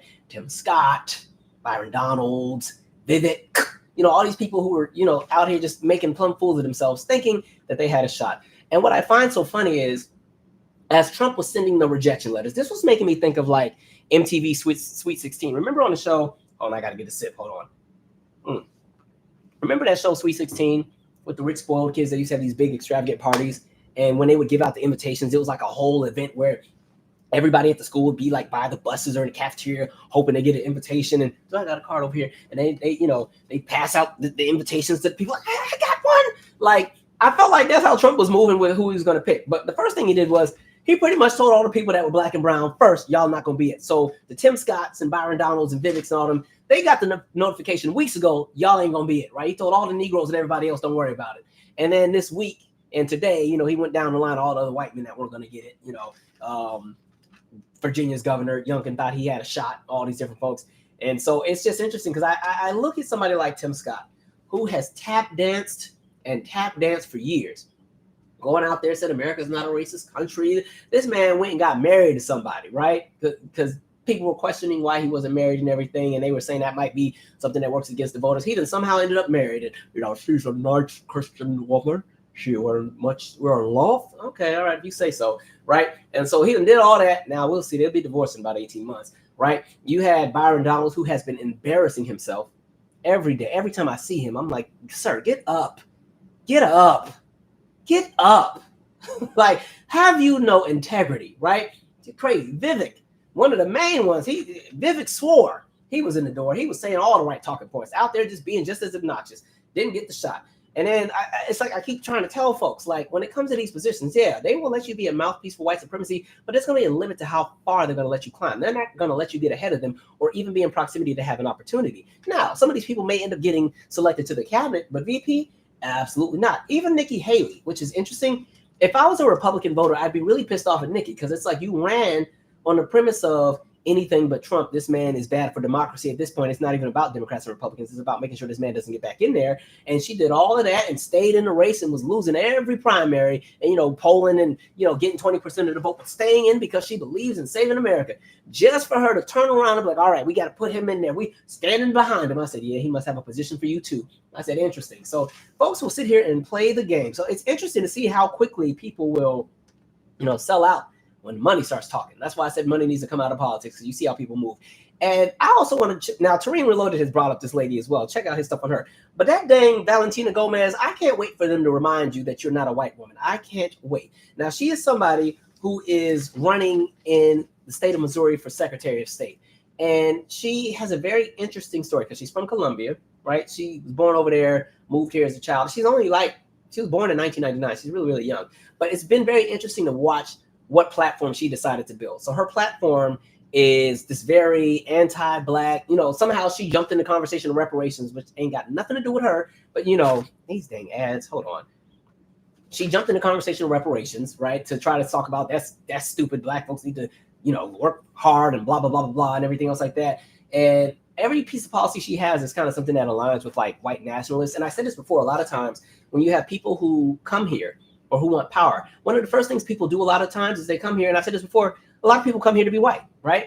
And by doing that, the next thing they do is latch on to every element of anti-blackness if it means that they're going to get a step up. And so that's why you notice a lot of times when you see candidates that run for office that have some of the most extreme ideas, a lot of times they're not even white folks. Remember when we talked about Austin Chang, who was running, I think he was running for governor or something in Michigan, and he was West African, and one of the things he wanted to do was get rid of either Martin Luther King Day or Black History Month, because that was offensive to white people and didn't include everybody. And I'm like, of all the things that we want to run on, that's the first thing you're thinking about. But again, getting on code, understanding that if you can speak the language of your oppressor, then yeah, then maybe it'll get you further in the door, right? And so that's kind of what this Valentina Gomez lady is doing, the exact same thing. But it's so funny. I can't wait to watch her lose this election, because the thing that works against her, I ain't trying to sound like a terrible person, but that accent is so thick. And what that's going to do is all those racist white people that you're trying to entertain are not going to entertain you. And they're going to remind you that you're not one of them. So yes, a lot of times people will let a lot of folks come into that space if it means that it's going to push certain agendas further. But there's a limit to how far people are going to get to go. Because at the end of the day, it's like, thank you for taking us this far. We'll bring our people and put them in now. You can go home now. Thank you. And they're going to remind her of that. And it's also funny because, even when you're talking about the whole, if Orange Man were to get in, and one of the things he wants to do is the largest mass deportation, like getting folks out here, 11 million folks and so on and so forth. And it's interesting because when I'm seeing all these folks out there with like the Latinos for Trump shirts and stuff, I'm like, y'all realize half of y'all going to be a part of that too, because they're like, understand, it's going to be something where, because the idea is, deputizing people and folks are just going door to door, rounding up people. They're just going to be getting in vans, I guess. It's like, understand, half of y'all are going to be getting snatched up too, whether you're a citizen or not. If you are not a white male or white woman, blonde hair, blue eyes, they're going to suspect that you might not be here or be from here. And so when I keep watching the ones that are like Latinos for Trump at the rallies, I'm like, okay, y'all keep playing. Y'all going to be at one of them rallies and the door's going to lock. Can't nobody get out. Trump going to go out in a helicopter and all y'all going to be rounded up. So y'all keep playing and running behind this craziness because you think it's going to get you further along. Y'all better be for real. Let me pause here. And then we will go to some of the lighter topics. That's all the heavy stuff. This is a bit more condensed live just because I got other stuff I got to do. But yeah, some nonsense. I was like, I know this woman ain't coming on here talking about reparations. And you know what's crazy? Colombia as a country, if it wanted to, has a claim against the United States for reparations because of some of the things our government has done to corrupt their government and what has affected their economy. So you would think that you would advocate for where you're from and make your claim against the U.S. government in the same way that other marginalized groups are making their claims against the government for whatever it is. So like Black folks, we have our claim for everything in regard to slavery, Jim Crow, sharecropping, all of the laws that have worked against us, whether it's being left out of housing with the FHA programming and the redlining and this and that. We'd be here all day. You know, people in the Caribbean have their claims against, you know, France and have their claims against the UK. In Africa, you know, they got claims against Portugal and Spain and all these places have claims. So it's like, you would think you would focus. Even Argentina got a claim against us with all the stuff that we did to their government, even though they were over there getting rid of their Black population. But all of these people have claims, and you come over here, and rather than taking care of your own, you so worried about what me and my folks are fighting for. Girl, mind your business. Like, man. Anyway, let's see here. Somebody said Vivek definitely thought he was about to be Trump's VP, allowed himself to be told to his face by a white supremacist that she'd never vote for him because he's Indian. And I said that when we did that video on Ann Coulter. I was like, they're telling you to your face you're not getting in the door. And then his stupid behind, I'm so glad we were able to have a dialogue. You ever notice when it's some BS or some nonsense and people have gotten cooked or roasted, they try to like paint it over and like, I'm so glad we were able to have this discussion where, you know, voices could be heard. This is not a discussion. You're being told what the reality is and ain't nothing you can do about it. You just got to sit there and accept it. And either you can accept it with grace or you can go kicking and screaming. That was the option Vivek was given. But he's going to try to paint the narrative. We were able to have this discussion. No, you sat there and let that woman cook you on your own show. Stupid. Anyway. Somebody said Tim Scott sold his soul. I wonder what are the family reunions like for some of these people? Like what table do you sit at? Right? It makes me think. I got a classmate that ran for office in Michigan, in Detroit, but ran as a Republican. And all of us are looking like, what the hell? Because that's not who we knew in undergrad. And to me, it seems like he's running just for the idea of power, the idea of like a come up and coming into money, right? So he ran on the Republican ticket. And now it was very interesting because, you know, he had a whole lot of white support. He didn't win when he ran. I think he ran for District 13 or something. But when he, you know, he's still politically active or trying to be, he just made this post because he was saying like, you know, switching over to the GOP side will help Black folks, blah, blah, blah. And so folks are like, okay, well, where does this fall in like Project 2025? His response was, oh, y'all just got to get me in office first. I got it from there. That ain't how this works, sir. But what's interesting, I watched him make like this video denouncing Project 2025. So now all the white supporters are cussing him out in the comments section. I said, see how that works? It'll be interesting at homecoming. Don't show up to the tailgate. We got questions, sir. But yeah. Anyway.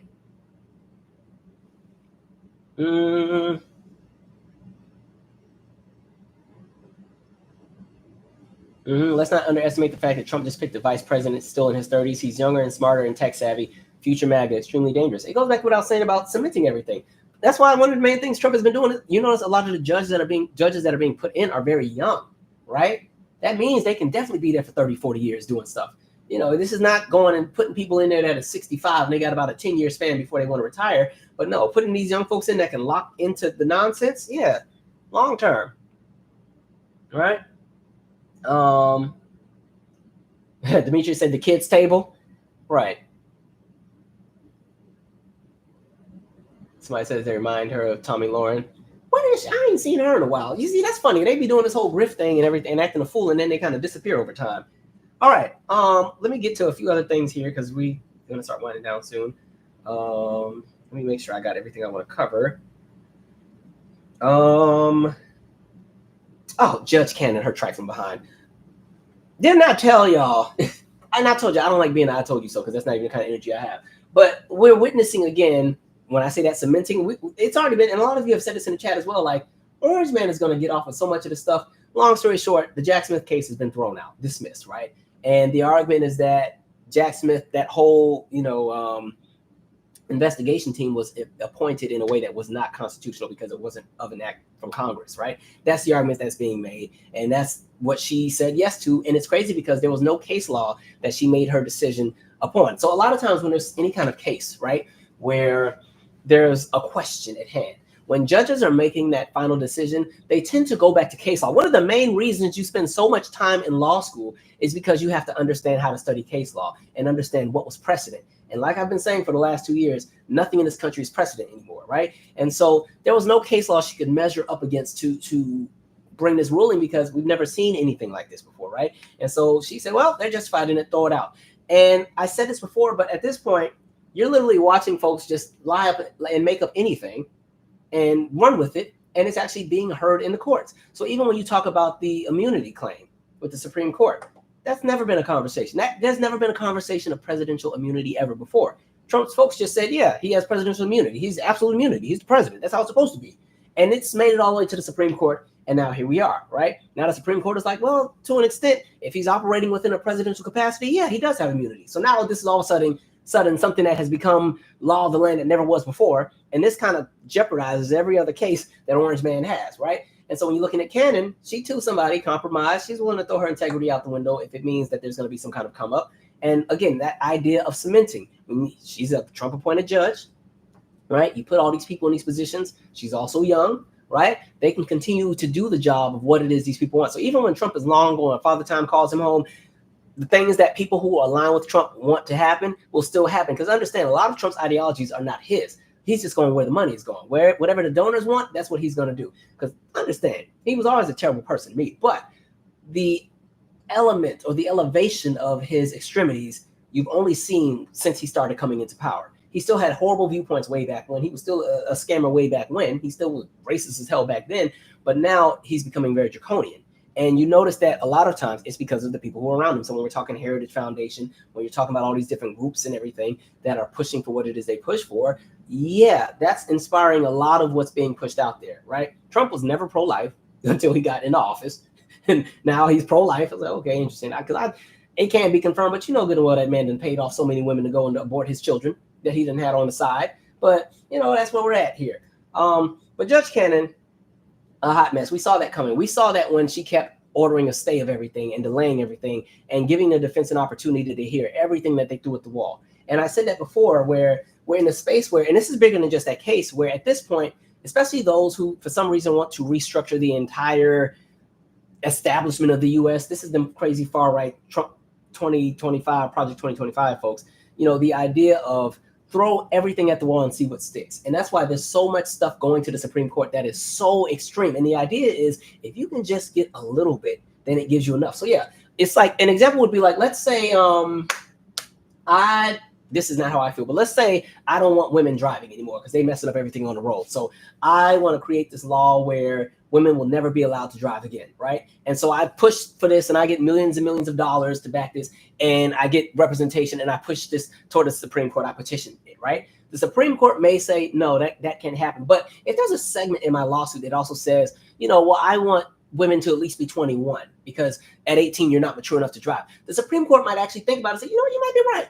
Okay, yeah, we'll do that. So I might not get the piece that women can't drive anymore, but that piece that says, well, anybody under 21 that's a woman cannot drive anymore. Or let's say I get crazy with it and I say anybody that's under 21 that's a woman that lives in a household that makes less than $40,000 a year that most likely can't afford insurance on a very fancy car can't get, you know, their driver's license. Like, this is the kind of stupid stuff they like to do. But like literally, that might be the one piece I get. I might not get the piece where women are banned from driving, but I might get the piece where if there's a certain segment of the population that doesn't make enough money and they are under the age of 21 and they can't somehow verify that they make more than $40K a year, then no, you can't get your driver's license. Boom. That part might be signed into law. Like, that's how folks have been moving with the Supreme Court. That's how Edward Bloom has been moving. And that's the dude, you know, who's done everything from helping to gut the Civil Rights Act, or the Voting Rights Act, I'm sorry. Everything with affirmative action, what's happening with the Fearless Fund. You know, we have a video on Edward Bloom. Please go and check that out because I go down the line of all the things he sued for, starting from the mid 90s up until now. He's the person who tried to get rid of the idea of one person, one vote, right? Way back when. He was fighting to get rid of that. He lost that case, right? So he has a whole bunch of stuff. Please research some of these people. Like, this is so much bigger than just who the president is or, you know, who's in Congress. A lot of this is about super wealthy people who are using their money to not only influence policy, but influence policy to create the life that they want for themselves, that enrich them. That's where we're at, right? So yeah, Judge Cannon, we saw that coming from a mile away. Most likely what will happen, this will go to an appeals court. The appeals court will be like, ma'am, are you crazy? That makes no sense. And then it goes to the Supreme Court. And then, you know how the Supreme Court's been moving so far. We already know where Clarence Thomas is going to be. You know, he's the one that's the most dependable to be disappointing. You know, every single time he's going to go against the grain of what's common sense. So, you know, Clarence Thomas will throw that out. I already told you, the main thing Clarence Thomas wants to do next is Section 5A of the Voting Rights Act. That's what he's been fighting for. And again, Section 2A of the Voting Rights Act is also on the docket. Let's pull that up really quick so I can just remind people what that is that's also on the docket at some point, which eventually the Supreme Court will rule on. Voting Rights, give me a sec, Act, Section 2A.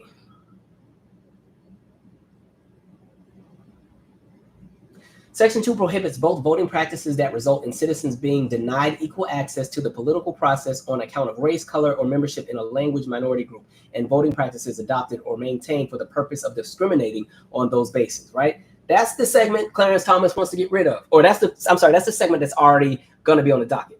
Now, the segment or the section that Clarence Thomas wants to get rid of, Section 5 was designed to ensure that voting changes in covered jurisdictions. And when we say covered jurisdictions, this goes back to the origins of what created the Voting Rights Act, where you had a handful of states that were just so terrible that these states were identified as the states where people were most likely to be disenfranchised as voters. And so this is what inspired the Voting Rights Act, where it's like, because of that, there needs to be federal oversight to ensure that you people are not screwing over your citizens. That's how we got the Voting Rights Act. Now, going back to this, Section 5 was designed to ensure that voting changes in covered jurisdictions, that will be those states we talked about, places like Texas, Georgia, South Carolina, Mississippi, Florida, like all these different places.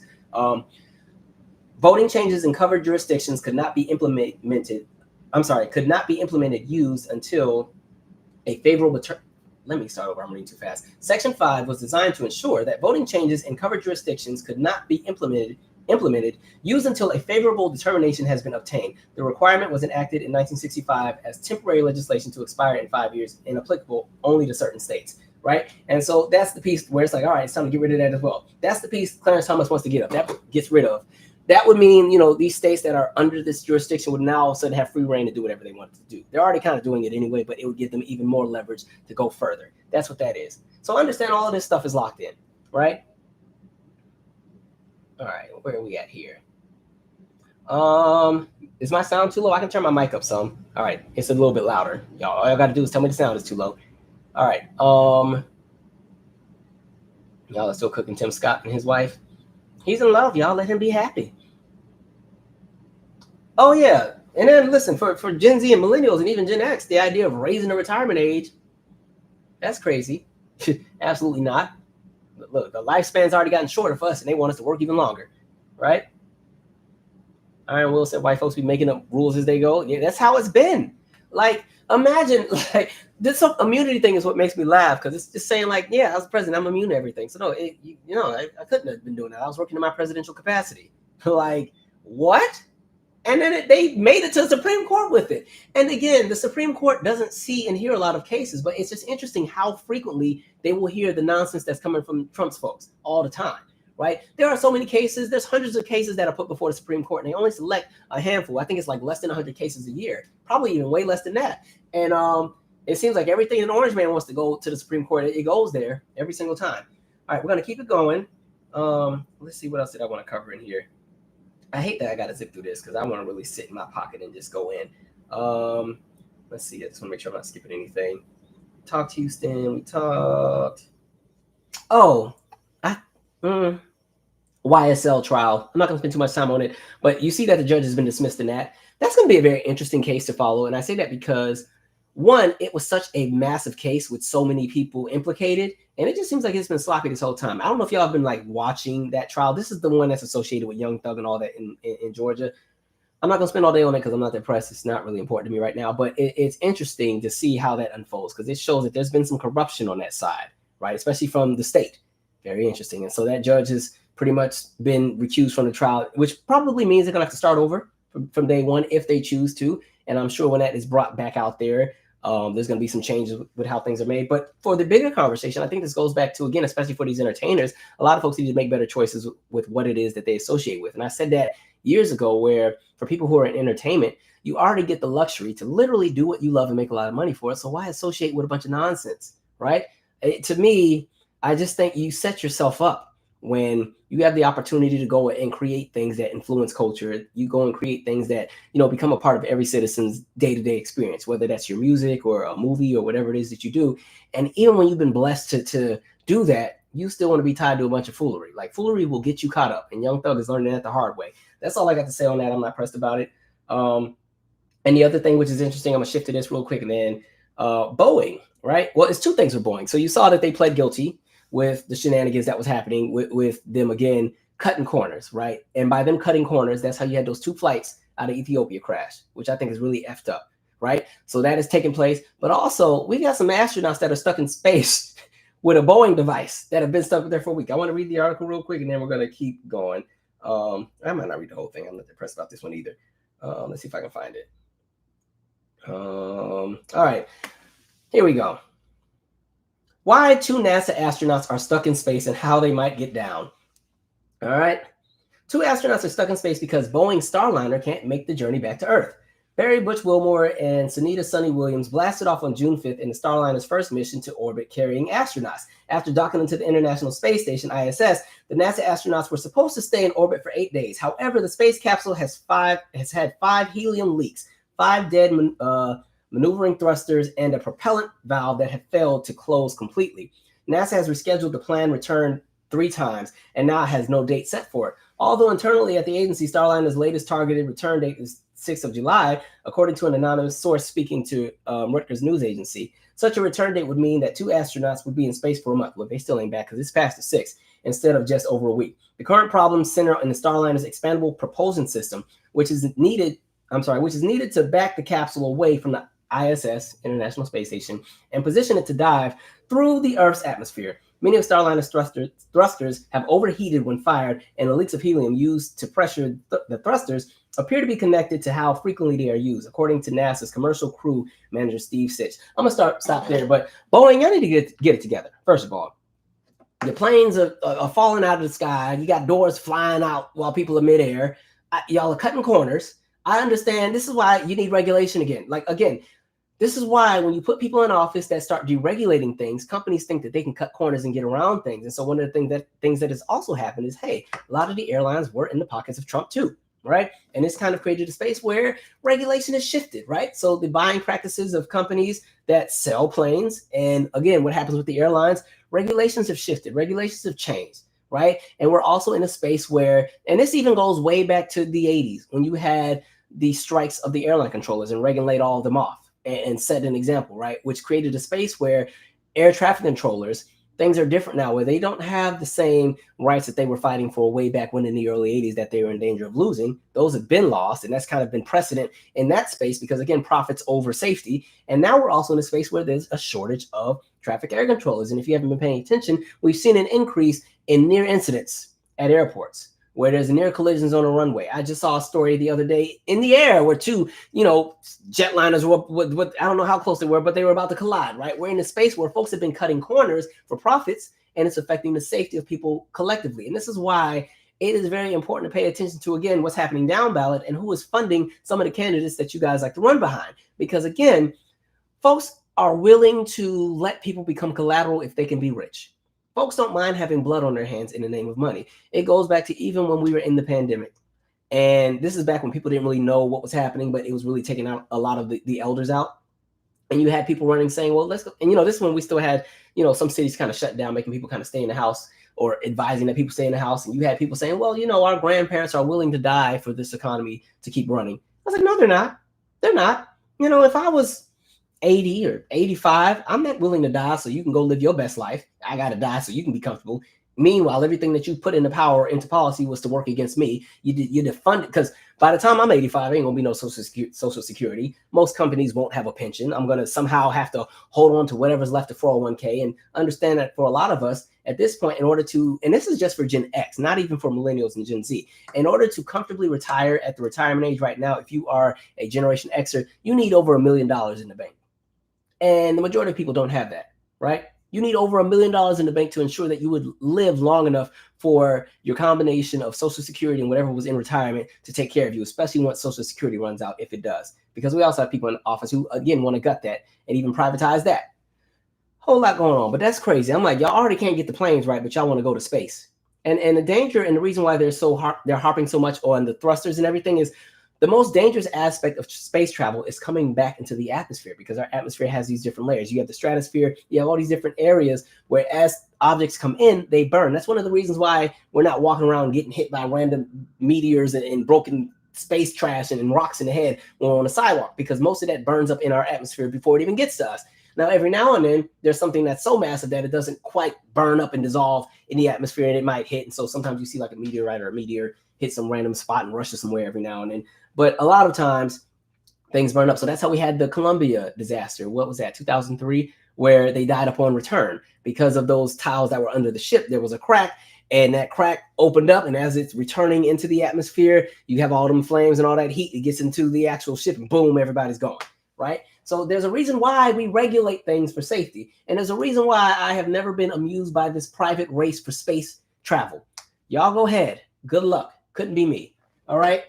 Let me read some comments, and then we're going to start winding it on down, y'all. By the way, I will be uploading another podcast episode to the YouTube channel for tomorrow. This will not be a new episode for the streaming services, but you guys know, like when I upload the podcast episodes, they're new on the streaming platform. So Spotify, Buzzsprout, Apple Podcasts, iHeartRadio, all that. And then a few months after I post them on that, then I post them on the YouTube channel. So what will be posted on the YouTube channel will be an older episode, but it will be new for YouTube, not new for people on the streaming services. But you guys will be getting a new podcast episode in August after my birthday. All right. I'm going to run the streets a little bit longer. All right. Okay. These dang ads. Hold on. We're going to take a pause for 1 sec. I'm going to let this ad run because I need my money too. Now I'm trying to master one project. We got 48 seconds. We're just going to let it run. Let the people come on back. Let me get my check, please. This would be a moment where I can take a breather. Like, man, all right. Damn, this is a long ad. 38 more seconds. We just going to let it run. I don't like that YouTube did this because they didn't used to do this, right? I don't remember how they did it, but they never had it set up where the ads just popped up while you were talking, right? All right, that's long enough. Let me bring these people back in. That's stupid. All right. Anyway, I want to end this on a happy note because I don't want this to be all gloom and doom all day. I'm over it. Oh, actually, hold up. I got one more person to drag. Let me see here. I just want to make sure I haven't skipped. Actually, damn, I got a few things. Hold on, y'all. This will be really. Well, it won't be quick. I think it's important. All right. Pay attention, folks. A black man got a job interview after he changed the name on his resume. Now he's suing for discrimination. Interesting, right? So a black man has filed an employment discrimination lawsuit against a hotel in Detroit, Michigan, alleging the hotel only offered him a job interview after he changed his name on his resume, according to a copy of the lawsuit obtained by CNN. Dwight Jackson filed the lawsuit against Shinola Hotel on July 3rd, alleging he was denied a job when he applied, these stupid ads, when he applied as Dwight Jackson, but later offered an interview when he changed his name to John Jabrowski. Look, he used one of them Eastern European last names to get you in every time. The lawsuit alleges Jackson was denied a job in violation of Michigan Elliott Larson Civil Rights Act. Between January and April of 2024, Jackson, a 27-year-old black man, applied to multiple positions at the Shinola Hotel in downtown Detroit, including a role in reception, according to the lawsuit. On his website, Shinola Hotel says it's a luxury, in quotes, hotel. Jackson's attorney, John Markle, provided CNN with a copy of Jackson's resume, which details consistent employment, including previous roles as the front desk agent at Detroit's Marriott, Westin, Book, Cadillac, and David Whitney Hotel. And you know Marriott has a nice brand, right? Which use the words luxury and luxurious to describe their respective hotels. Mr. Jackson has applied for a job that he was eminently qualified for. Markle, a civil rights attorney, told CNN. However, Shinola Hotel did not offer Jackson an interview. After getting no response to his initial job applications in April 2024, Jackson applied again, making one significant change to his application: his name. According to the lawsuit, Jackson applied to the Shinola Hotel twice for similar positions under a more readily apparent Caucasian name, with the alias John Jabrowski. Using nearly identical resumes, the resumes have different dates of previous employment. He was offered multiple interviews within the same week, the lawsuit claims. The lawsuit alleges that Jackson established that the defendant's consideration of candidates was based on the racial appearance of the candidate's name. To be denied a job in 2024 in your hometown for the color of your skin goes beyond dollars and cents. It goes into the psyche of a person, Markle said, especially in Detroit, of all places. If that ain't one of the blackest cities in the country, they got some nerve at that hotel. Let's see. Sage Hospitality Group in Shinola Hotel's operating partner, Anna Stankoif, Sage Hospitality Senior Corporate Director of PR and Brand Communications and spokesperson for the hotel, said in an email Tuesday, "We take this allegation very seriously and we do not tolerate discrimination of any kind. We are committed to fostering an inclusive workspace where everyone has the opportunity to succeed and are dedicated to building a diverse workforce that reflects the community." According to Markle, Jackson attended the job interview and confronted the interviewer at Shinola Hotel. He revealed his real identity and expressed his belief that he was not given an interview initially because his name appeared more traditionally African American. Shortly after Jackson underwent the interview process, he was informed that he was no longer a viable candidate for the position. The lawsuit states they tried it. Marcos said employment discrimination is not unusual. He added, as a civil rights attorney, we've seen a lot of discrimination in hiring, especially when it comes to the exclusion of minorities and individuals who have minority-sounding names. A recent study published by the National Bureau of Economic Research found that the name bias is a prevalent issue in the hiring process. Researchers sent out identical resumes to 108 U.S. employers to analyze whether race and gender affect callback rates for job applications. Resumes with Black male and Black female names received the fewest callbacks. Surprise, surprise. But Marco said providing cases of name bias is extremely challenging, and most of these cases never get off the ground due to lack of evidence. Jackson's case is different, he says, because he applied twice for similar positions with nearly the exact same resume, and it yielded different results when he used the alias. Marco said Jackson wants to shed light on this problem, that it's not just isolated to the Shinola Hotel, not just isolated to Detroit, Michigan, but across the country. He wants to make sure that it doesn't happen to anyone else. Amen to him for one, not just being all about him and himself. But again, we've been having these conversations. You've been seeing that, right? And honestly, that's almost like a code that a lot of Black folks do all the time. Like we've learned like to change our names, right? Or put things that make us not sound like ourselves. Like fortunately, my name is kind of universal, right? Now, I'm not sure if I've been on the receiving end of that, but I definitely have been rejected from a lot of interviews where you don't get that call back. And I'm like, have y'all not seen my resume? Okay, whatever. But yeah, this is nothing new under the sun. And yeah, they knew what they were doing. And it's just like, again, this goes back to what we've been saying. And again, in this space where now you have people who are trying to get in positions of power and again, change regulations and rules and in some of these protections that have already been established. This goes back to what we saw with Project 2025 as well, where something like this would be normalized. And under Project 2025, he wouldn't have grounds to sue. So it's important to pay attention to some of the things that are taking place politically. Anything else I want to cover before we're going to close on music. I want to have some happy stuff. Oh, funny story. This won't be long. I'm just going to read the title. But again, CNN has disbanded its race and equality team that formed during the summer of 2020. Spokesperson said that while the team no longer exists, the investment is still 100% there. They lying. Goes back to what we've said then as well. And we said this way back in 2020 when all of these companies got nervous because all these people were out in the streets protesting and folks thought their bottom line was about to be affected. We watched all of these corporations and companies start, we're pledging $200 million to justice, and we're pledging this, and we're equity, inclusion, all kind of every company you can think of. CNN's pledging something. Macy's is pledging something. Denny's is going to pledge something. I'm just naming companies. But all these places, Chuck E. Cheese, they're going to pledge to something, right? They're going to make sure the balls in the ball pit are more diverse, right? All kind of stuff. And then you started watching them draw back, right? Remember that article we read where there was all these companies that made the pledges and the money never came, right? That was step one. The other piece was these companies created all these divisions that were going to make sure that they could fairly represent. And remember, it was very performative. You had people that were voice actors canceling their jobs. Like, I'm not gonna play Cleveland on the Cleveland show anymore because it's like digital blackface, which, yeah, you play, okay. But it's interesting. Everybody did all that. You know, you had groups and stuff changing their name. The Dixie Chicks changed their name to the Chicks. The Lady Antebellum changed her name to Lady A, and then we talked about that lawsuit because there was a lady already called Lady A. She's like, hold up. But you watch people do all of these things in 2020, and here we are in 2024, and everybody's reeling it on back in. You know, we're going back to the way things need to be. We were a proper country, right? Try that in a small town. And so that's what we're starting to see. So with CNN, of course, the first thing they're going to do is get rid of the diversity, anything with that division, right? Because one, like I said, the CEOs of every major news network are Trump donors, every last one of them. And CNN already, their goal in 2022 was to kind of appeal more to people that lean to the right, which is why you watched a lot of their programming kind of shift, and you watched them also get rid of a lot of people, right? We watched Don Lemon get up out of there. They got rid of Cuomo. Cuomo was going to be going whether or not he got in trouble or not. They got rid of all these folks, right? And now you see them getting rid of that diversity segment. So Abby Phillips, you better keep an eye open. You better start applying to The View or something because you next. Just want you to know, right? So yeah, interesting. Anything else before I go to the more lighter topics for the rest of the night? I think that is all the big stuff. Okay, I can take it. This works for me. I just want to make sure I give you guys enough substance and I'm not just giving you guys fluff before we talk entertainment. I love talking entertainment, but I don't want that to be the only thing I cover on here.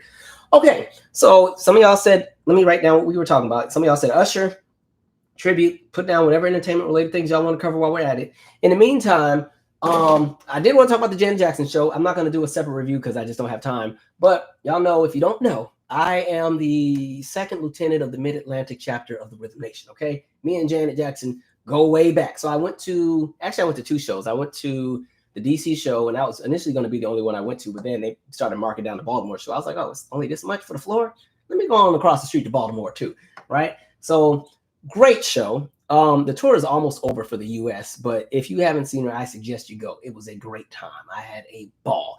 I actually like this leg a whole lot more than the first leg. It's the same tour from 2023, but the entire show has changed. She could have honestly called it something else because not much of the show was the same. There was a lot that got changed. They added all these new songs. They got a different stage. They got different costumes. But Janet was up there just getting down. I enjoyed every minute of it. But my beef is not even Janet.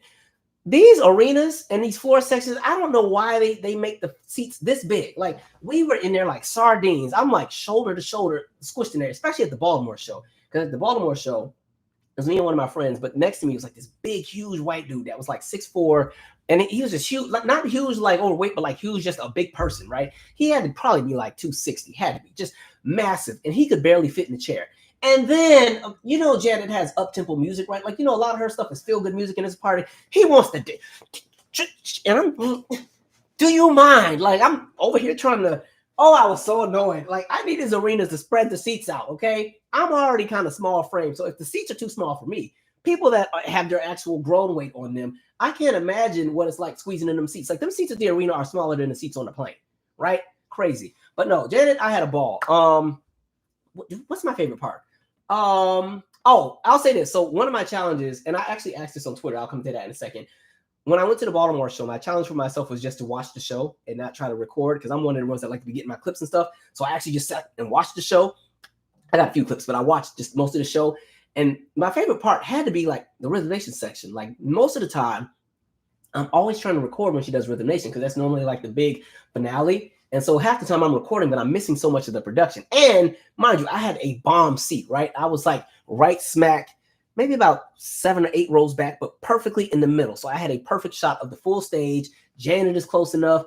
I can see, I'm far back enough to see the full production, because a lot of times I'm right there up on the stage. So I'm missing a lot of the hoopla.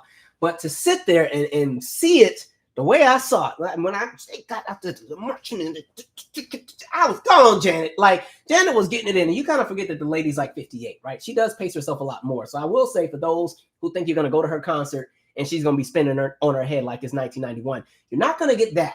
But she will give it to you when it's time. And so I noticed that on the songs that have the big dance numbers, that's when she does the big dancing. So like an All For You, Miss You Much, If, Rhythm Nation, you know, those are the, even Feedback, you know, those are the ones where she's doing the big get it in dance, and everything else she's still dancing, but it's a bit more casual because there's a lot more audience interaction, and the mic has been on lately. I don't know if she's seen the commentary over the last years where people always accuse her of just lipping the whole show, but maybe she was tired of it, because now she'd be up there grunting and growling. And I will say what is interesting is you can tell who's very polished on stage and who's not. So at the DC show, I didn't notice this until I went to the Baltimore show. There was a technical glitch with the stage during What Have You Done For Me Lately? Like, she has this big stage, or this big screen that lands on the floor, right? Because Janet had like 8 or 9 screens that move, and she been spending money. She was tired of y'all talking about her just having a bare stage. She said, I'm gonna put this LED globe that spins, and then it's gonna have some other lights that orbit around it. And the stage had like 50,000 parts to it. I was like, okay, you starting to spend some like Madonna money on the stage. All right. But anyway, she has this big stage, or this big screen that's supposed to go down. And like, while she's doing What Have You Done For Me Lately, it's supposed to rise up and reveal Janet and the dancers behind the stage.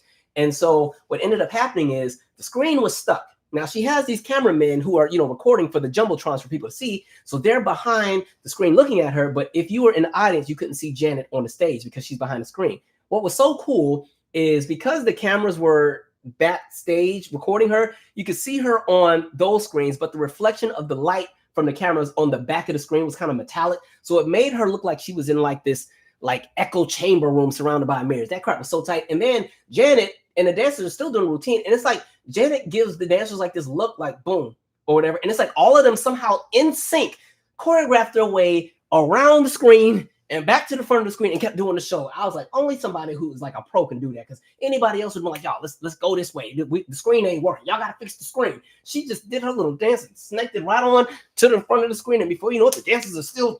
I was like, go on, Janet. Y'all know I love me some Janet Jackson. That is one of my faves. And it was hard because I had her muted on everything. Like, and I apologize to those of you who follow me on social media that kept sending me all her stuff. But I had everything Janet Jackson muted because I was like, I finally want to just see a show that I don't already know where everything's going to happen. Because with Janet here's the thing. All of my favorite entertainers are now dead. Michael Jackson's gone. Prince is gone. Whitney's gone. All I got left is Janet, right? And so when she tours, I'm always so excited that I end up spoiling the show for myself and watching all the clips on YouTube. And because normally DC is the mid Atlantic East Coast region is normally towards the end of the tour, right? And so every time, by the time I get to see her, I've already seen the whole show on YouTube. I know exactly what's happening, when this is coming, when the dancer's coming out the floor, when she's gonna spin on her head. Like, I already know it all. So this time I was like, nope, I want to be surprised, right? And so I had everything muted. I didn't even watch Essence when she did Essence the other day, which was also dope because her Essence show wasn't even the same show from the tour. I said, I don't know what kind of rehearsals they doing. I don't know if they were on the bus, on the road, like going over what the show is going to be like. But that Essence set was something totally different from what I just saw. But yeah, and so I got to really just enjoy the show and be pleasantly surprised. And there were all these songs in the set list that I did not know were in there. I was like, okay, I really, really enjoyed that.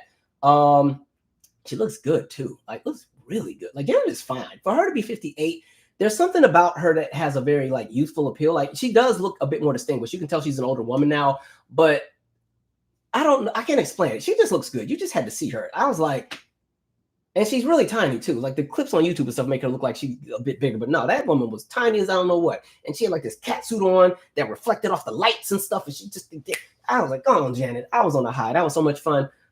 Great show. Nelly was the opening act. I told y'all I was impressed to see Nelly, so I tried to come late on purpose to the DC show, but still caught the whole Nelly set. I'm like, damn. But Nelly was actually good. I still would have enjoyed Ludacris more. Ludacris was the first leg the first time, but Nelly gave a good show. He was fun, right? And he had the dancers and stuff. I've never been that crazy over Nelly. Nelly was a good time for middle school, but some music doesn't age well. In my opinion, I just wasn't sold, but he actually gave a great show. Lots of fun, lots of audience interaction. For the Baltimore show, my friend was super, super late because getting into CFG Bank Arena while there's a baseball game getting out of the stadium is chaos. So my friend, we missed the whole opening. Like, I was like, damn, but it was fine. But yeah, so if Janet is coming to your town, I think she's done most of the cities, but I think she's still got some shows in like Florida and in the Midwest. I want to say some parts of Texas and like Arizona and stuff. There's a few shows left. You might want to catch her. She's going to Europe after this.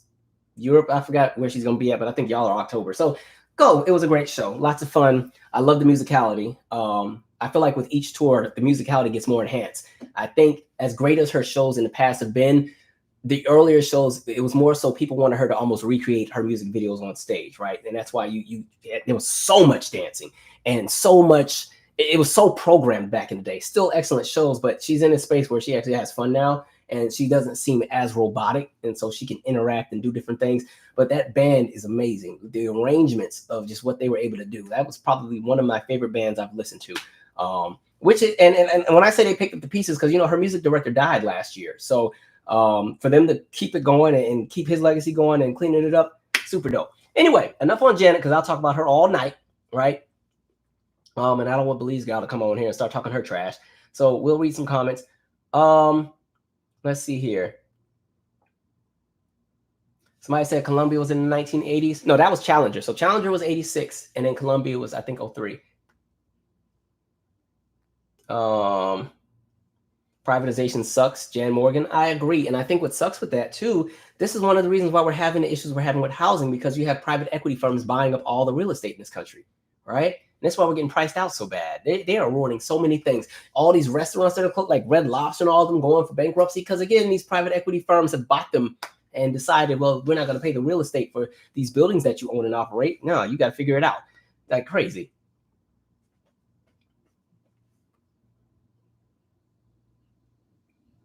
Somebody said Malcolm, passed. John, hired. See, I like that my real name is Michael. Michael, you don't know what you're going to get. Michael could be anybody, right? But yeah, and my last name doesn't, I ain't say my last name, but my last name, I think, is kind of universal. So you don't really know what that last name would mean, right? But I'm happy that guy is soon. I hope he gets every dime, every dollar, right?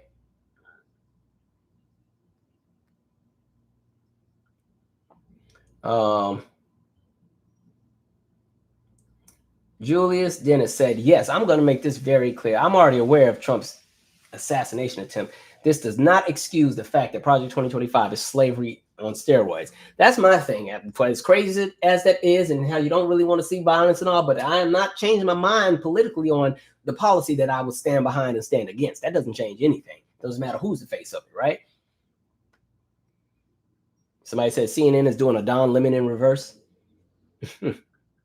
Somebody said Deneen Grant said these companies are tired of pretending. Yeah, they've been doing some very performative,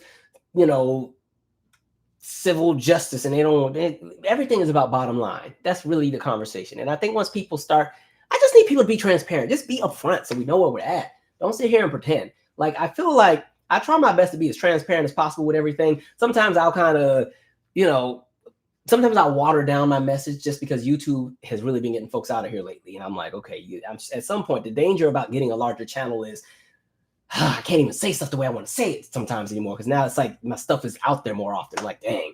So that's the only thing that sucks. But I try to be like as transparent as possible with how I feel most of the time, right?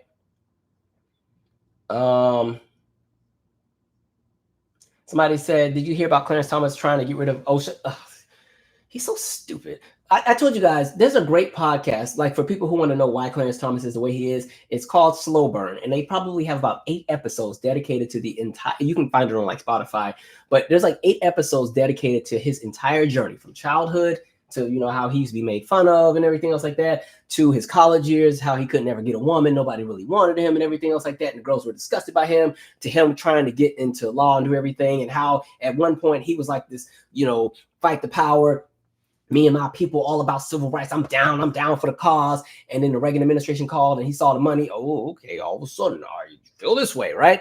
And then going to the Anita Hill years and just how he's moved. It's a great series that just gives you the breakdown of exactly why he moves the way he moves. So I would suggest people check that out. It's called the Slow Burn Podcast, right? They have an excellent breakdown of Clarence Thomas. It makes so much sense as to why he moves the way he moves, but it's also disappointing at the same time. Eddie Lamar said, did she perform Rock With You? Also, I hope you enjoyed yourself. Jealous. Yes, she did do Rock With You. And I love that in the beginning, she did the original choreography from the video. Because as Janet has gotten older, a lot of the choreography has changed to kind of fit what she physically can do at 58, even though some of the bigger numbers still have the original choreography. So yeah, she did do Rock With You. If I had one beef, she took Because of Love off the set list. That's my favorite, like one of my favorite songs. And I wish she would just go ahead and yank Again off the set list, because she don't even want to sing it. She just points to the crowd for the whole song. I said, Janet, if you don't feel like singing this one, just give us another song. You already got 100,000 hits, right? But anyway, that was a fun show. But my favorite Rock With You performance is from the Rock With You tour. I wish more people could have saw that tour, and I wish that tour had a DVD, because to me, if you're trying to get a balance of like what Janet Jackson would have been like at her peak and what Janet Jackson is as a bit older, that's the perfect show, because it's like 2 hours and 50 minutes. Like she did, I think 39 songs or something like that, and she probably changed clothes 10 times. And that's the last tour where all the choreography still mirrored all the videos, and every song was choreographed, even the ballad. The ballads had choreography. I'm like, that woman was dancing her behind off. I mean, I was tired watching, but I enjoyed every minute of it. Unfortunately, that was the tour none of y'all went to, and so it only had like 13 dates, but it was a great show. That was the first time I ever got to see a concert in Madison Square Garden, and that was my first arena tour. But yeah, that was a Rock With You on the Rock With You tour. She killed that crap, because she had just did All Night Don't Stop, and that was a really danceable song. And then she went right into Rock With You, and right after Rock With You, she went to Together Again. So that was a fun time. Let me see. KP and DC. What up? You know what? KP and DC, I feel like we've known each other via like internet music forums and stuff, at least since I was in college. So at least, almost 20 years ago, like at least since like 08, has to be, because we've always kind of been in the same like spaces on the internet. He said, seeing a show without knowing the set list is the best. I cried when she performed songs she never performed before. It was dope. There were lots of songs. It's a good show for like a balance of like fans and a balance of like casual folks who, they want to see the good songs, or not the good songs, but the songs that they know, right? Let me see. My Bell said, I thought something was wrong at the DC show with my screen, so thanks for going to Be More to confirm it. Yeah, because I was looking, I was like, I think the screen is supposed to be up, but they were just behind the screen going. But it was like we couldn't see it. You could only see it on the screen. I'm like, I think these screens are supposed to be going up, right? So when she did that look, and they just somehow marched it on around background screen, and I was like, okay, that's when you're a good performer. When y'all don't even gotta say nothing, you just give a look, and everybody knows what to do. All right, okay. That makes me think back to Ashley Simpson on SNL that time where her backing track came in wrong, and then it was showing that she was lip syncing and she just kind of froze up and did that weird dance and ran off the stage. I was like, why didn't you just tell them to cut the backing track and just sing the song? Like, even if you sounded a mess, people wouldn't have said too much. Like, it was 2004, anything could go, right? Paris Hilton had a song out. You would have been all right. Let's see. Oh, y'all fighting me over Nelly. I'm sorry. Said, not too much on Nelly. Listen, Nelly was a great time when I was in middle school. We partied down, right? We had us a ball. I don't remember the last time I purposely, no, that's not true. Flap Your Wings is on my gym playlist. I'll give him that one. But I don't be like, oh, I got to put that Country Grammar album on, even though I think that was a great album. I don't know. That's just me. But he has great showmanship, great show for what he gave, right? Let's see. The SWV Tiny Desk was great. I really enjoy them. I'm so pissed I won't be able to go to the tour they have with Escape because I fly out on Thursday and they come here on Friday. I'm like, so I won't even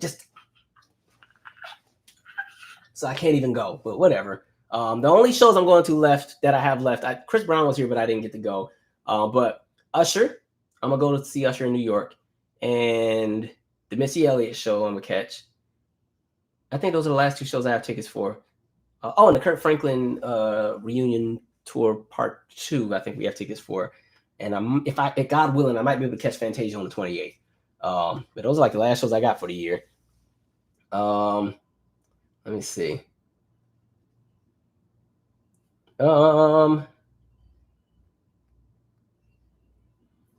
Let's see.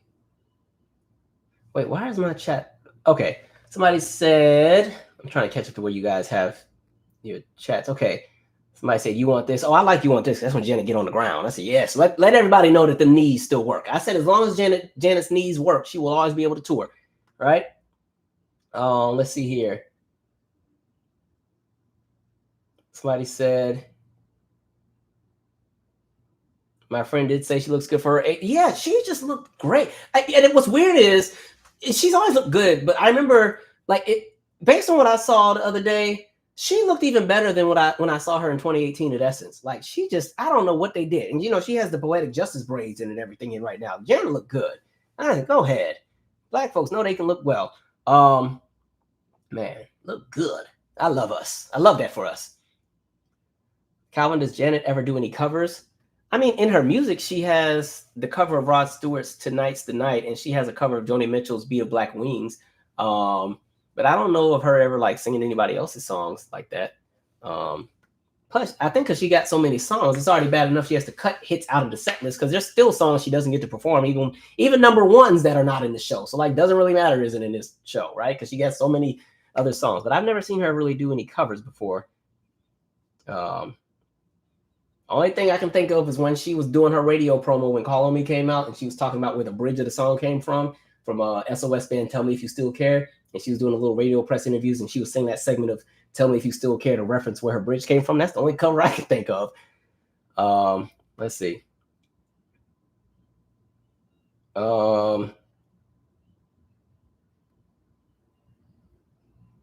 that podcast is really good. And they have other episodes too that are really good that are based on other things. So I think that's a great podcast just in regard to going back and looking at things in history that may not necessarily be talked about as much. You can get some really great tidbits out of there, like the story behind Disneyland. Even when we talked about it on the live, like what happened with the women in Japan that were victims of the bombs in Hiroshima and how they were brought to the U.S. to have reconstructive surgery and everything like that. Interesting podcast. They have some really great tidbits on there.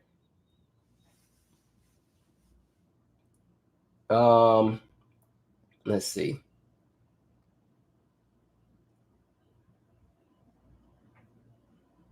Somebody said, you can really tell Janet enjoys the art of dancing. For them Jacksons to not be professionally trained, they sure outdance their backup dancers.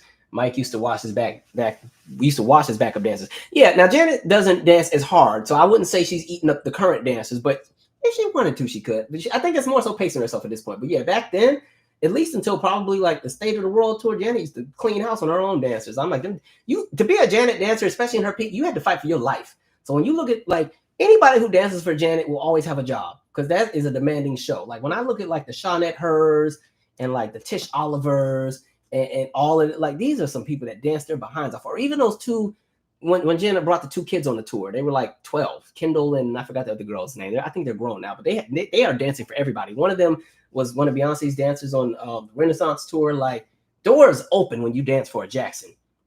It just opens the door. Let's see. Somebody said I had to fight. No, I ain't had to fight in a while. I live a peaceful life. Let's see. Daughter B says, Calvin, weren't you supposed to be cutting down on concerts? Yes, that's why I haven't gone to that many this year. Last year, I think I went to everybody's show. I had last year, it was Janet. It was this Yolanda Adams, John P. Keefe show. It was the Kirk Franklin show. It was Alicia Keys. It was Janet. It was Anita Baker. It was, I'm skipping so many people. It was The Escape, The Great Escape with Escape and Tamar and Monica and Tevin Campbell and High Five and Silk and 112. I'm skipping so many shows. Toni, I think was last year, or if it wasn't last year, it was the top of this year. I saw everybody last year. So this year I was like, I really had to cut back because I've been funding too much stuff. And so, yeah. So this year has only been a handful of concerts. It hasn't been as many, right? I think the only shows I've done this year was the Tamia and Joe show, Janet, and then, like I said, it'll be Missy and Usher and that Kirk Franklin and possibly Fantasia. Let's see. So I'm looking forward to the Missy show. I think that'll be fun. My friend just saw the one in Seattle, said it was really, really dope. All right. Oh, okay. Going back to BET Awards, I forgot to talk about Usher. I saw some people did not like the Usher tribute. I thought it was okay. I just don't think it's what people wanted. I thought the performers were okay from what I saw. But I think because people already probably had in their mind what they envisioned for an Usher tribute, they thought it was going to be like, I don't know, you bring out Mario and Luke James, and I think him and Chris Brown still hate each other, so Chris probably wouldn't be in that. But, a lot of the male entertainers, Avery Wilson, maybe even October London. So I think a lot of people thought they would be the male entertainers that would do it, and it wouldn't have been the whole women's lineup. But I feel like Usher probably handpicked exactly who he wanted. You know what I mean? Because I know when Prince got his tribute at the 2010 BET Awards, either 2010 or 2011, where it was Esperanza Spalding, Alicia Keys, and Janelle Monáe, he handpicked who he wanted to do his tribute. So I don't know if Usher did that, but of the tribute, I really enjoyed the Tiana Taylor, Victoria Monet bit. Who else was in that tribute? I forgot half the people that was in it. Who was in that tribute? It was so. Let me Google who it was. I forgot. But it was okay from what I saw. I didn't catch the BET Awards, so I missed it. Usher tribute. I felt like they didn't promote it, so I was impressed to watch it. Right? I felt like they promoted it last minute. You didn't even know who was on the lineup. Oh, Coco Jones. I like her. She was okay. Yeah, I don't remember who else was in it, but I thought it was okay. But I get why people wanted more sometimes. But musically, I thought it was great as far as sonically how the band and stuff sounded. All right. Chloe Bailey. She was in it too. Y'all are too hard on that girl. She be trying. I don't like the people be always trying to roast that girl. Give her a chance. I wasn't crazy over Lotto being in it. I don't know what Lotto was doing. It didn't make sense for her to come up there and rap Ludacris's part for, yeah. I was like, okay, I guess. I guess. Thank you, Lachey. She said it was 2010 for the Prince tribute. Yeah, I remember that award show pretty well. I remember that's the one Mary J. Blige had performed the Looking for Someone to Love Me song. Let's see. Donald Glover opened it. Yeah, that was okay. I don't know if his mic was on or not, but all right. Okay, let's see. Dro Mario said they had Madonna doing a tribute for Prince. That was at the Billboard Awards. I remember that. My only concern with that, I get that she's a peer, but that doesn't mean she needs to do the tribute. And it's nothing against her, but yeah, that was very awkward because it was her and Stevie Wonder. I was like, okay, all right. But, BET gave Prince justice in 2016 because I felt like that was actually one of their best award shows when 2016 was totally dedicated to Prince, and they had so many tribute performances. So you had like, what's her name? Tori Kelly and Stevie Wonder did the Take Me With You song. Erykah Badu did Ballad of Dorothy Parker. Bilal did Beautiful. What's that song? Is it Beautiful Things? Baby, baby, baby. Ooh, my voice is dry. I think it's Beautiful Things. Yeah, that song. I think Maxwell did something. Sheila E. had that closer where she just performed for like 11 minutes and just tore it up. Janelle Monáe did Delirious and Kiss. Who else? I'm skipping some people. Who else was there? That was a great year. That was a really fun one. Jennifer Hudson did Purple Rain. That was like a church service. Like Jennifer, y'all be cooking her, but every now and then when she's given the right song, that might have been one of the best performances ever out of any BET Awards. She sung that down. That turned into, I feel like half the audience was crying by the time that was over. That was a great show. I think Stephen Hill was a part of that. Normally when his name is attached, stuff is done right. When his name is not attached, you get a terrible show. Somebody said Jennifer's vocals for me are just too much, but I'll say for that song, it worked. I agree, because I remember I bought the album she had that came out in 2014, and it was cool, but the challenge they had is because she has such a heavy and rich voice, it didn't quite fit with the production of a lot of the songs, and I felt like they didn't know what to do with her voice. But I do think, had Jennifer Hudson come out in the 80s or even the 70s, there would have been producers that are more equipped to kind of build around her voice. We're just in this weird space where, again, the more heavier voice singers, their sound is not in because production is not the musicality is not quite there anymore, right? The shift from a lot of people who were once music producers way back when they had an understanding of music theory and stuff has kind of shifted where, you can program and, produce a whole album literally on your phone at this point. So I don't think she's just found the right producers, right? By the way, have I told y'all my current goal that I'm going to figure out how to make this happen? Let me make sure I got this group's name right because I say it wrong every freaking time. Let me make sure I got it right. War and Treaty, that's the group. I am going to definitely submit a song for War and Treaty. Like, I just want to dip and dab in that sound, and I know I can give them a nice hit because the way that Tanya Blunt's voice is built goes perfect with what I got in my head. I'm gonna figure that out. Well, give me 2 or 3 years. You're gonna see my name in their credits on one of their projects. That's exactly what I want. Like, my goal in the next few years is to actually produce music for other people. So that's really like the big goal. Once I knock out a few of these other projects that are dropping in the next few weeks, and then my focus is starting to do more collaborations, right? Okay. Yeah, somebody said heavy and rich. That's kind of you. No, I think Jennifer Hudson has it. Okay, there's some songs like if I can think of a song, she has a song called "Stand Up," which I think came out before she was even signed. This is after she got booted from American Idol. That song perfectly captures what you can do with her voice. It kind of reminds you of like a mid-90s R&B ballad, but really, really good. And she has this other song. What is it called? Me and my friend, let me see if I can find it on YouTube. I forgot the name. It's not on any of her albums, but it's a great one that I think, again, fits her voice. God, what was that song called? I just remember the lyrics are called like, let me just type in the lyrics. It's like, easy, I'm taking it easy. Hold on. Let me see if I can find these lyrics. Easy, Jennifer Hudson. That's a great song. Dang,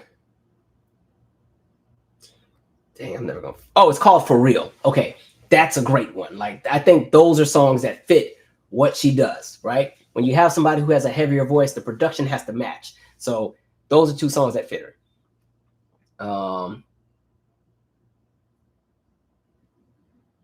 So they said Usher got muted during the BET Awards. He didn't perform, did he? What was he doing? I don't remember seeing him in the tribute. Yeah, somebody answered me that. I missed it. He started cussing. Well, during the song? Well, he was cussing out the band or what? I'm lost. Oh, okay, the speech. Okay, that makes sense. Yeah, they get up there and say whatever they want. That makes sense. What up, Vicky V? Okay. That makes sense.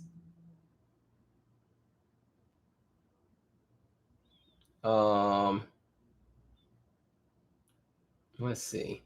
We're gonna wind down soon. We did really good with time, y'all. I got everything out. Alicia B said, dang, I'm 2 hours late. Well, to be fair, this is not the normal time I do lives. This was an exception, right? And y'all know on the East Coast, we normally start about 9:15. And by the time I get on, it's 9:20, right? But I have a meeting after this that's in about 45 minutes, and I have not eaten dinner yet. So, yeah, that's what that is.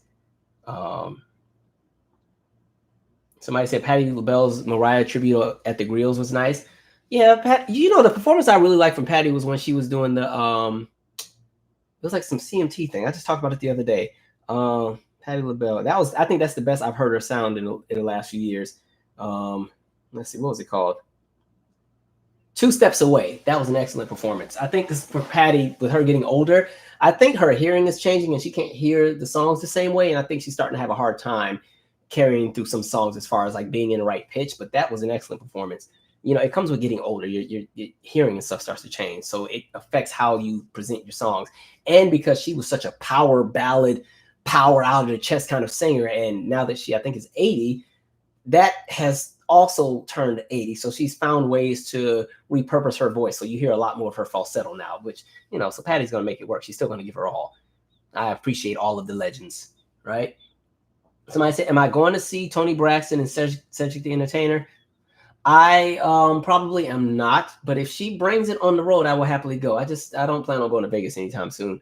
But I love Toni Braxton. She's a favorite as well. Oddly enough, folks be thinking I'm obsessed with Janet Jackson, but when I was looking at who like were my top played artists in Spotify, Toni was higher than Janet, just so y'all know, right? Yeah. My number one for last year, who was my number one?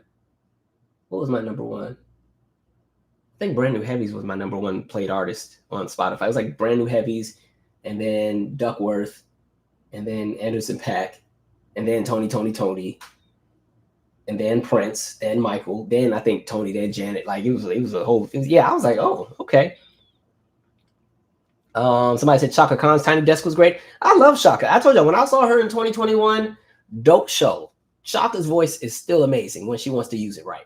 Like, you know, because Chaka, depending on what mood she's in, she might not sing them verses all the way through. She go up there and do her Chaka thing and just save the big notes for the performance. But that show at MGM was lit, right? That was a fun time. Somebody said, show some love for Erykah Badu. We love Erykah. She has one of my favorite albums, Worldwide Underground. I bought that in high school and played that out. Worldwide Underground used to get me through my homework sessions. I used to play the mess out of that album. So, yeah. Calvin, what elements do you think goes into making a hit song for a powerhouse singer? I think it still goes back to the same elements for any song. So like if you follow, and you know I haven't done an R&B is Dead in like a year, but that's because I started doing the Music Talks instead. But in my R&B is Dead series, I talk about like, I think the components to creating a hit song have three elements. One is you have this very big, and this is for like a hit song that crosses over commercially. You have a big production that is in your face. Boom, it catches your attention. So when you listen to a song like, and I'll use any kind of genre. So when you listen to like a song like Bang Bang with like Jessie J, Ariana Grande, and Nicki Minaj, right? It's very, very big production. Even the way the song starts, like boom, and it's like right there. That's what we're talking about. Or like Usher, yeah, just the synth horns. My voice is done, y'all. I'm sorry, the air in here is so dry. Big production, right? Huge. Beyonce, Crazy in Love,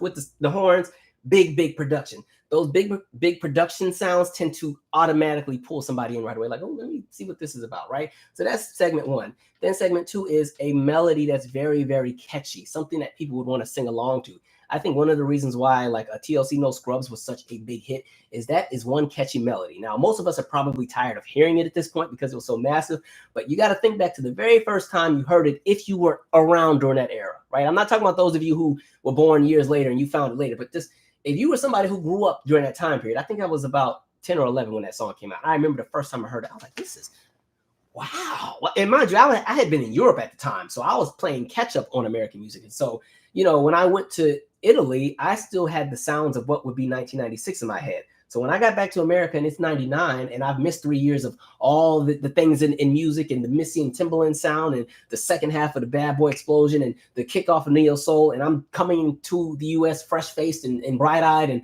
one of the first songs I hear is No Scrubs. I was like, whoa, this sounds amazing. This sounds amazing, right? So big production, really, really catchy melody, right? You need a melody that people want to sing along to, something that you can't stop singing. It's just on all the time, right? It's one of the reasons why one of my favorite songs is the Brothers Johnson, I'll Be Good to You. I just love that.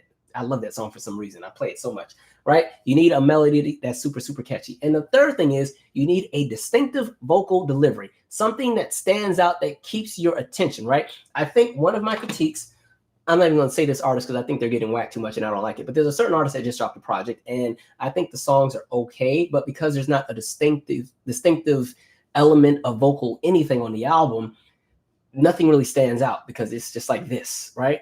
And so when I say like distinctive vocal, it doesn't mean you have to be the best singer. It doesn't mean you have to sound like, you know, Phil Perry or, you know, sound like Whitney Houston, but there's something that makes its signature. Anita Baker is a perfect example where she has a signature kind of voice that only fits her, that stands out. So when she sings a song like Sweet Love or I Apologize, which is one of my favorites, the texture and tone of her voice is so distinctive that's what complements the song. I think that's why Toni Braxton also had such a great career with a lot of her songs, because that tone and texture of her voice just, it's magical, right? And so that can be anything. The song I always reference is Khalees Milkshake, right? Because that's one where it's not even about a lot of crazy singing, but you know, she's more so talking, my milkshake thing, but it's a distinctive vocal approach that stands out. So you're like, oh, so when you put everything together, you have the big production.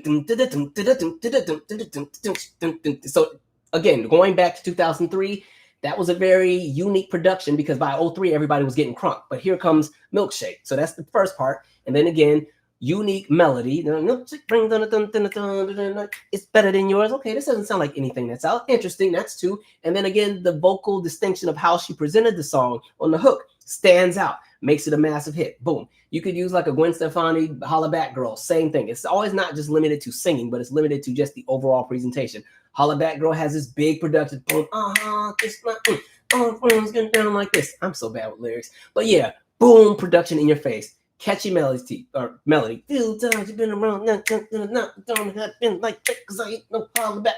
And then again, Gwen Stefani already has a unique voice, right? So those are the elements. So for Jennifer Hudson, she would still need those same things, right? It would be the same thing. Just okay, big production, catchy melody, great vocal delivery that stands out. But I would also like to see her.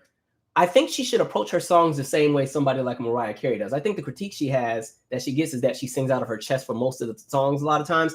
I think she should use more of her head voice and save the chest for the belting after the bridge and the climax, you know, and the ad-libs. Do it that way, because sometimes people think they're being bombarded. So remember that song she had for the Think Like a Man soundtrack? The hey yo, I don't remember the words to it, but it was a very just loud song. And I remember being in the audience at BET Honors and she had performed it. And we were in there, like she sounded great, but it was so loud and she was loud.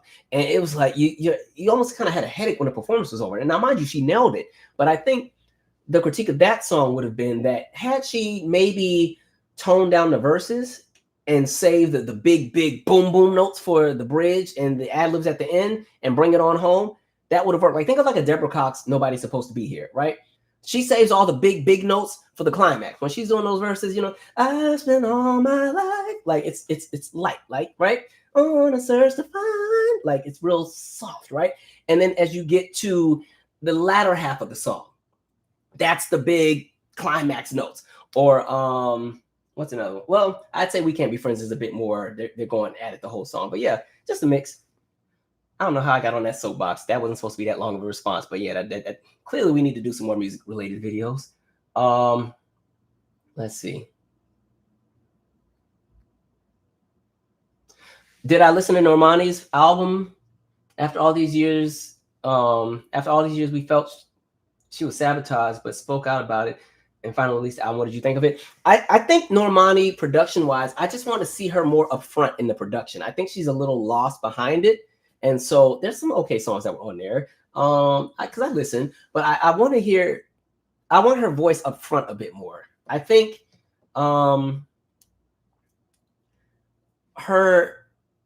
she has an interesting tone because she's an alto, and I think that can work in her favor, but I don't know if the songs are always complimenting what it is she can do. And I think within even the song structure for some of the songs, I still think this is just me. This might just be my millennial ear that's aging up and I'm not as cool as the kids anymore.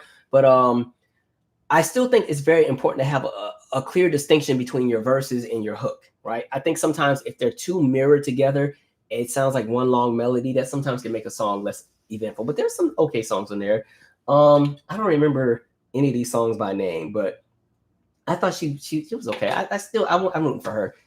I'd like to produce something for her. I could give her a nice banger. Give her a nice danceable track. Okay, we're gonna wrap in like 10 minutes because I need to get off. Let's see. V. Carter said Bills, Bills, Bills was catchy too. I agree. And what was interesting, Bills, Bills, Bills had a very unconventional hook, right? Because that hook is important. You need that hook. That's what I'm talking about when it's like the melody that's catchy. That hook is everything. And so Bills, Bills, Bills didn't sound like anything that was out at the time. Even the way that it's approached, right? Very interesting. I'm not even going to try to attempt it because, like I said, my voice is dry from this dry air in here. I'm going to sound a hot mess. But first of all, 1999 in general was a great year for music because I don't think anybody knew what the next trend was. So we're in like this bubble of creativity where everybody was doing so many different things because nobody knew what the dominant trend was going to be. And so we got this very wonderful mix of sounds in R&B, in pop, in hip hop, in country. Like everybody, like in country, Shania Twain is still writing the Come On Over album, right? And that by 99, like that Don't Impress Me Much is out and Feel Like a Woman is out, like big massive song. Brian McKnight, he done messed up his career, but you know, Back at One is something that's very, very different at the time. Even Will Smith, I'm not gonna lie, Wild Wild West goes off in my gym playlist. I'm just going right now. That samples or references Stevie Wonder, but the way that Sisqó and Drew Hill are singing down on that song, like the melody and the hook of Wild Wild West is really, really catchy. People be laughing at Will Smith, but I will say the ear in his production, they always knew how to ensure that R&B and soul was included in his hip hop songs, which made those songs cross over when people still checked for his music, right? Again, we talk about like a No Scrubs. You had in the pop explosion, right? You get the Baby One More Time and Britney Sometimes and Crazy and Backstreet Boys Larger Than Life and Christina Aguilera. What else? Genie in a Bottle and what else did she have? And Come On Over, but like these songs that have these it was just a very interesting time for R&B, right? You know, again, Tyrese, Lately or Sweet Lady, Genuine, So Anxious, right? None of Your Friends' Business, What's So Different, Eric Benet and Tamia, like Spend My Life With You.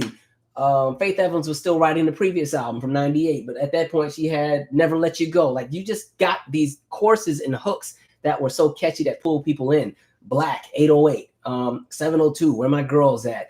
On the rap side, right? There was still all these great songs. I can't remember who this group was, but the group that had Hootie Hoo. I don't remember who that was, but that song used to go off for the longest at the time, right? You just had all these songs that were really massive. Everything with Eve, What Y'all Want, right? And Love Is Blind, massive, right? Notorious, I think it was the last song off the Biggie album, the Notorious remix or whatever. That really massive. Brandy, You Don't Know Me, still was 99 that summer. Like these songs that just all of these hooks were so catchy, you couldn't help but sing them all the time. And even the silly songs. So like, If You Steal My Sunshine, I don't remember who sings that, but it was like some random pop group, right? Or Smash Mouth, the little Hey Now, You're an All-Star song. Or what's that group that has, is it Sugar? It's not Sugar Hill. Is it Sugar Hill? Not like Sugar Hill Gang, but the group that had, God, what is that group's name? Oh my God. They had the other song, Someday, in the eyes of the passerby, that whatever that group is. But the other song they had, the Every Morning There's a Halo Hanging from the Corner of My Girl, like that group, like the rock songs, the alternative, everything stood out. Today, I don't think we have that. There's a lot of just stuff that's kind of there, uneventful. I'm bored to death right now, right? I am so bored. Sugar Ray, thank you. I am bored out of my mind, right? And so I think this is about Normani. That's how we got on this soapbox. I need some hooks for Normani. I want some hooks, right? You know, even with Sierra, people say the girl can't sing, but I'll say this: when Sierra came out, she had hooks. Goodies was something that sounded like nothing that was out no for, and that's what made it stand out. Going back again to that distinctive vocal, that was a vocal that wasn't really seen before, very different, because Sierra has a very unique tone, right? But it worked for that song, and I think that's why Goodies blew up so quickly, right? You're like, oh, I like this. Hey, hey, and then she could dance too. Hey, right? Okay, every girl in high school was doing that little. Every girl in high school was doing that, or that Matrix. Everybody, right? So we need the hooks back. I want some hooks, man. But I think Normani is a talent. I don't know if she's found her musical lane. Every artist needs to have a musical identity, and I think she's still finding her footing. And hopefully she'll be given enough grace and enough time to find that, because you know the industry's fickle. They get rid of folks all the time. All right. God, we got to wrap this up, but I'm enjoying this. Trying to give y'all as much time as I possibly can. Let's see. Still My Sunshine, Lynn. Thank you for that. And I like that song because remember, that sampled the 70s song, the How Do You Like It? How Do You Like It? More, more, more. Right? Let's see. Somebody said, I can't help but notice the similarities between Normani and Kelly. They both took 5 years to release after Kelly's first album, which was handled by others, and they both had big potential. You know what? You're onto something right here, Flo Moon. I think if there's a sound Normani should build her sound around, I hate the sound. This doesn't sound right how I'm going to say it, but it should be around what Kelly Rowland has done on the Talk a Good Game album and the Miss Kelly album. I think Normani and Kelly Rowland have a similar essence in the booth. They don't sound the same at all, but there's a, you know how like you listen to certain people and they give you a certain feeling. Like when I listen to a Kelly Rowland or even Normani, it kind of has a calming essence. Like when I listen to Kelly Rowland's Coffee song, I'm like, this is just real smooth. And, or like one of my favorite Kelly Rowland songs is My Every Thought Is You. I love that. Like it's a great vocal, real smooth. Or The Show, or Flashback, or the actual song Talk a Good Game. Like Kelly knows how to really compliment a track and let the texture of her voice be soothing with the music, where her voice is not on top of the music, it's not under the music, it's blended with the music. I think that's what Janet Jackson does with a lot of her slower songs too. So songs like A Come Back to Me or An I Get Lonely, what else? Or Let's Wait a While. Those are songs where her voice is kind of blended perfectly within the music, where she's not on top of the vocal and she's not under it as far as the track, but she's right in the mix. Kelly does that. I think for Normani, that should kind of be her approach as well. I just think she's too swallowed in the production right now, but I'm rooting for her.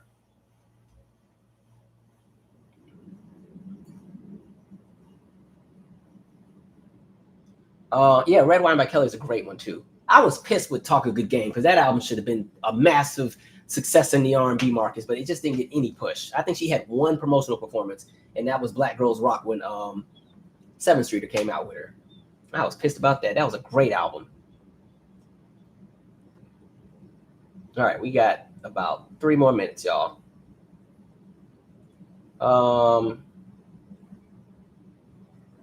In 1999, Prince's 1999 was a popular song, of course.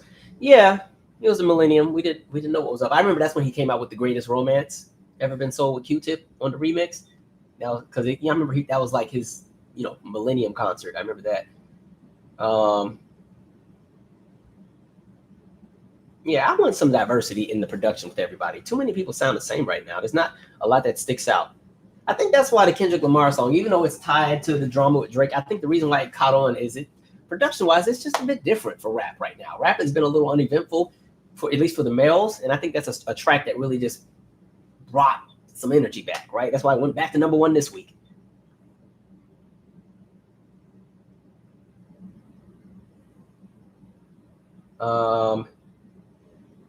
Somebody said also, I think she doesn't have a personality online either.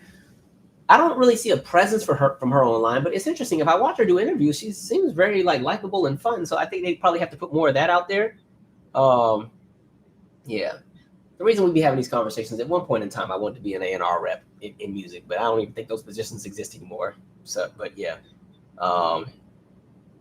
Order of the Beast. When is my movie coming out? Well, for those of you that are in LA, you can premiere or see the premiere of my film at the LA Shorts Fest on the 21st. That's where I'll be. So that'd be really, really cool. And then I'm not sure where else it's going to screen afterwards. We're still figuring out the other stuff, but I'm excited about that too. Let's see.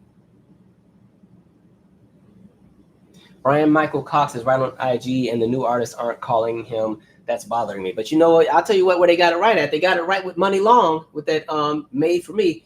Okay, now I told you I don't like being a not told you so person. But if you go back and watch my review of the Soul Train Awards in November of 2023, I said that song is going to be a hit. And here we are. I was right. I was like, that song is going to be a hit. Wait, what I heard? Oh, it's going to be a hit. Right? And that song has been, I think it's just now dying down. They're trying to push her next single now. Yeah, and I agree, Beautiful with Catcher. She said it Made for Me was so much better live. And see, that was the saving grace.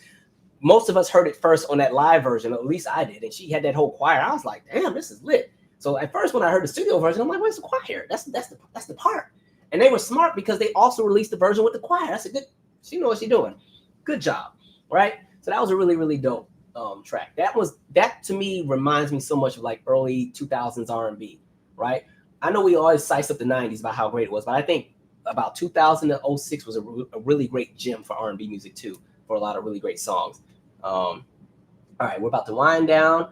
Let's see here. What up, Nan Nelson? Queen said, I think all the fall starts with Normani completely disheveled what she had. That too. I think there's only a certain window of buzz you get before people move on, which can kind of mess up some people a lot too. I said that about Sherry Dennis in my Music Talks episode. I need to do another one of those. The next one is a New Jack Swing one. It's on deck behind Mariah if I can ever get to it. I'm not home enough. But I said it about Sherry Dennis, how she was strung along from 2000 to about 2008 before she finally released her project. And then the time span between the single I Love You and Portrait of Love had to be almost a year and a half. So by the time the project came out, nobody cared, right? And I think that sucked because I think she got signed at about 20. And by the time she released the project, she would have been about 29. And then by the time she's ready to leave the label, labels are skittish about signing, especially back then, signing anybody over the age of 26 because they feel like you're already too old. So I think that they just set that girl up. That's messed up, right?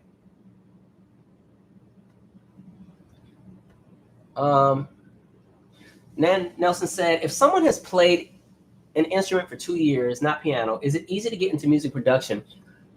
I think, because I technically, I produce everything that I've ever released. When I tell you I can't wait to drop some new stuff, because I get sick of seeing them 2 albums I got floating around. There's nothing wrong with them, but it's just, that was 5 years ago.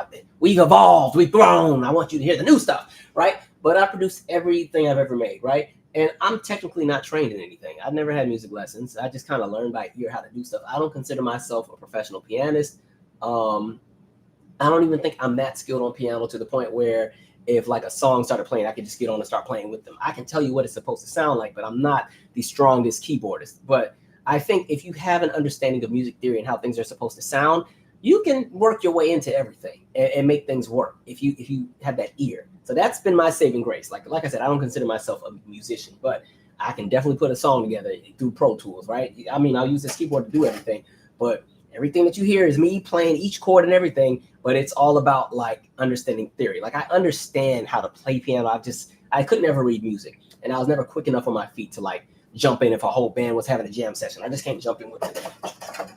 I'm not that person, right? So I think if you've had 2 years, I think that's more than enough time to understand music theory. You just need to understand the marriage between minors and majors and understand chords and understanding the octaves of, if we're talking a piano, the octaves on the piano, and how if you have, one note in octave 3 on the piano and one note in octave 4, they may not complement. But if you hit, or let me rephrase that. If there's 2 notes that you're playing and one is in octave 3 on the piano, one is in octave 4, scale 4, it may not complement while it's in scale 4, but that same note may complement in scale 5 or 6. So understanding that kind of stuff.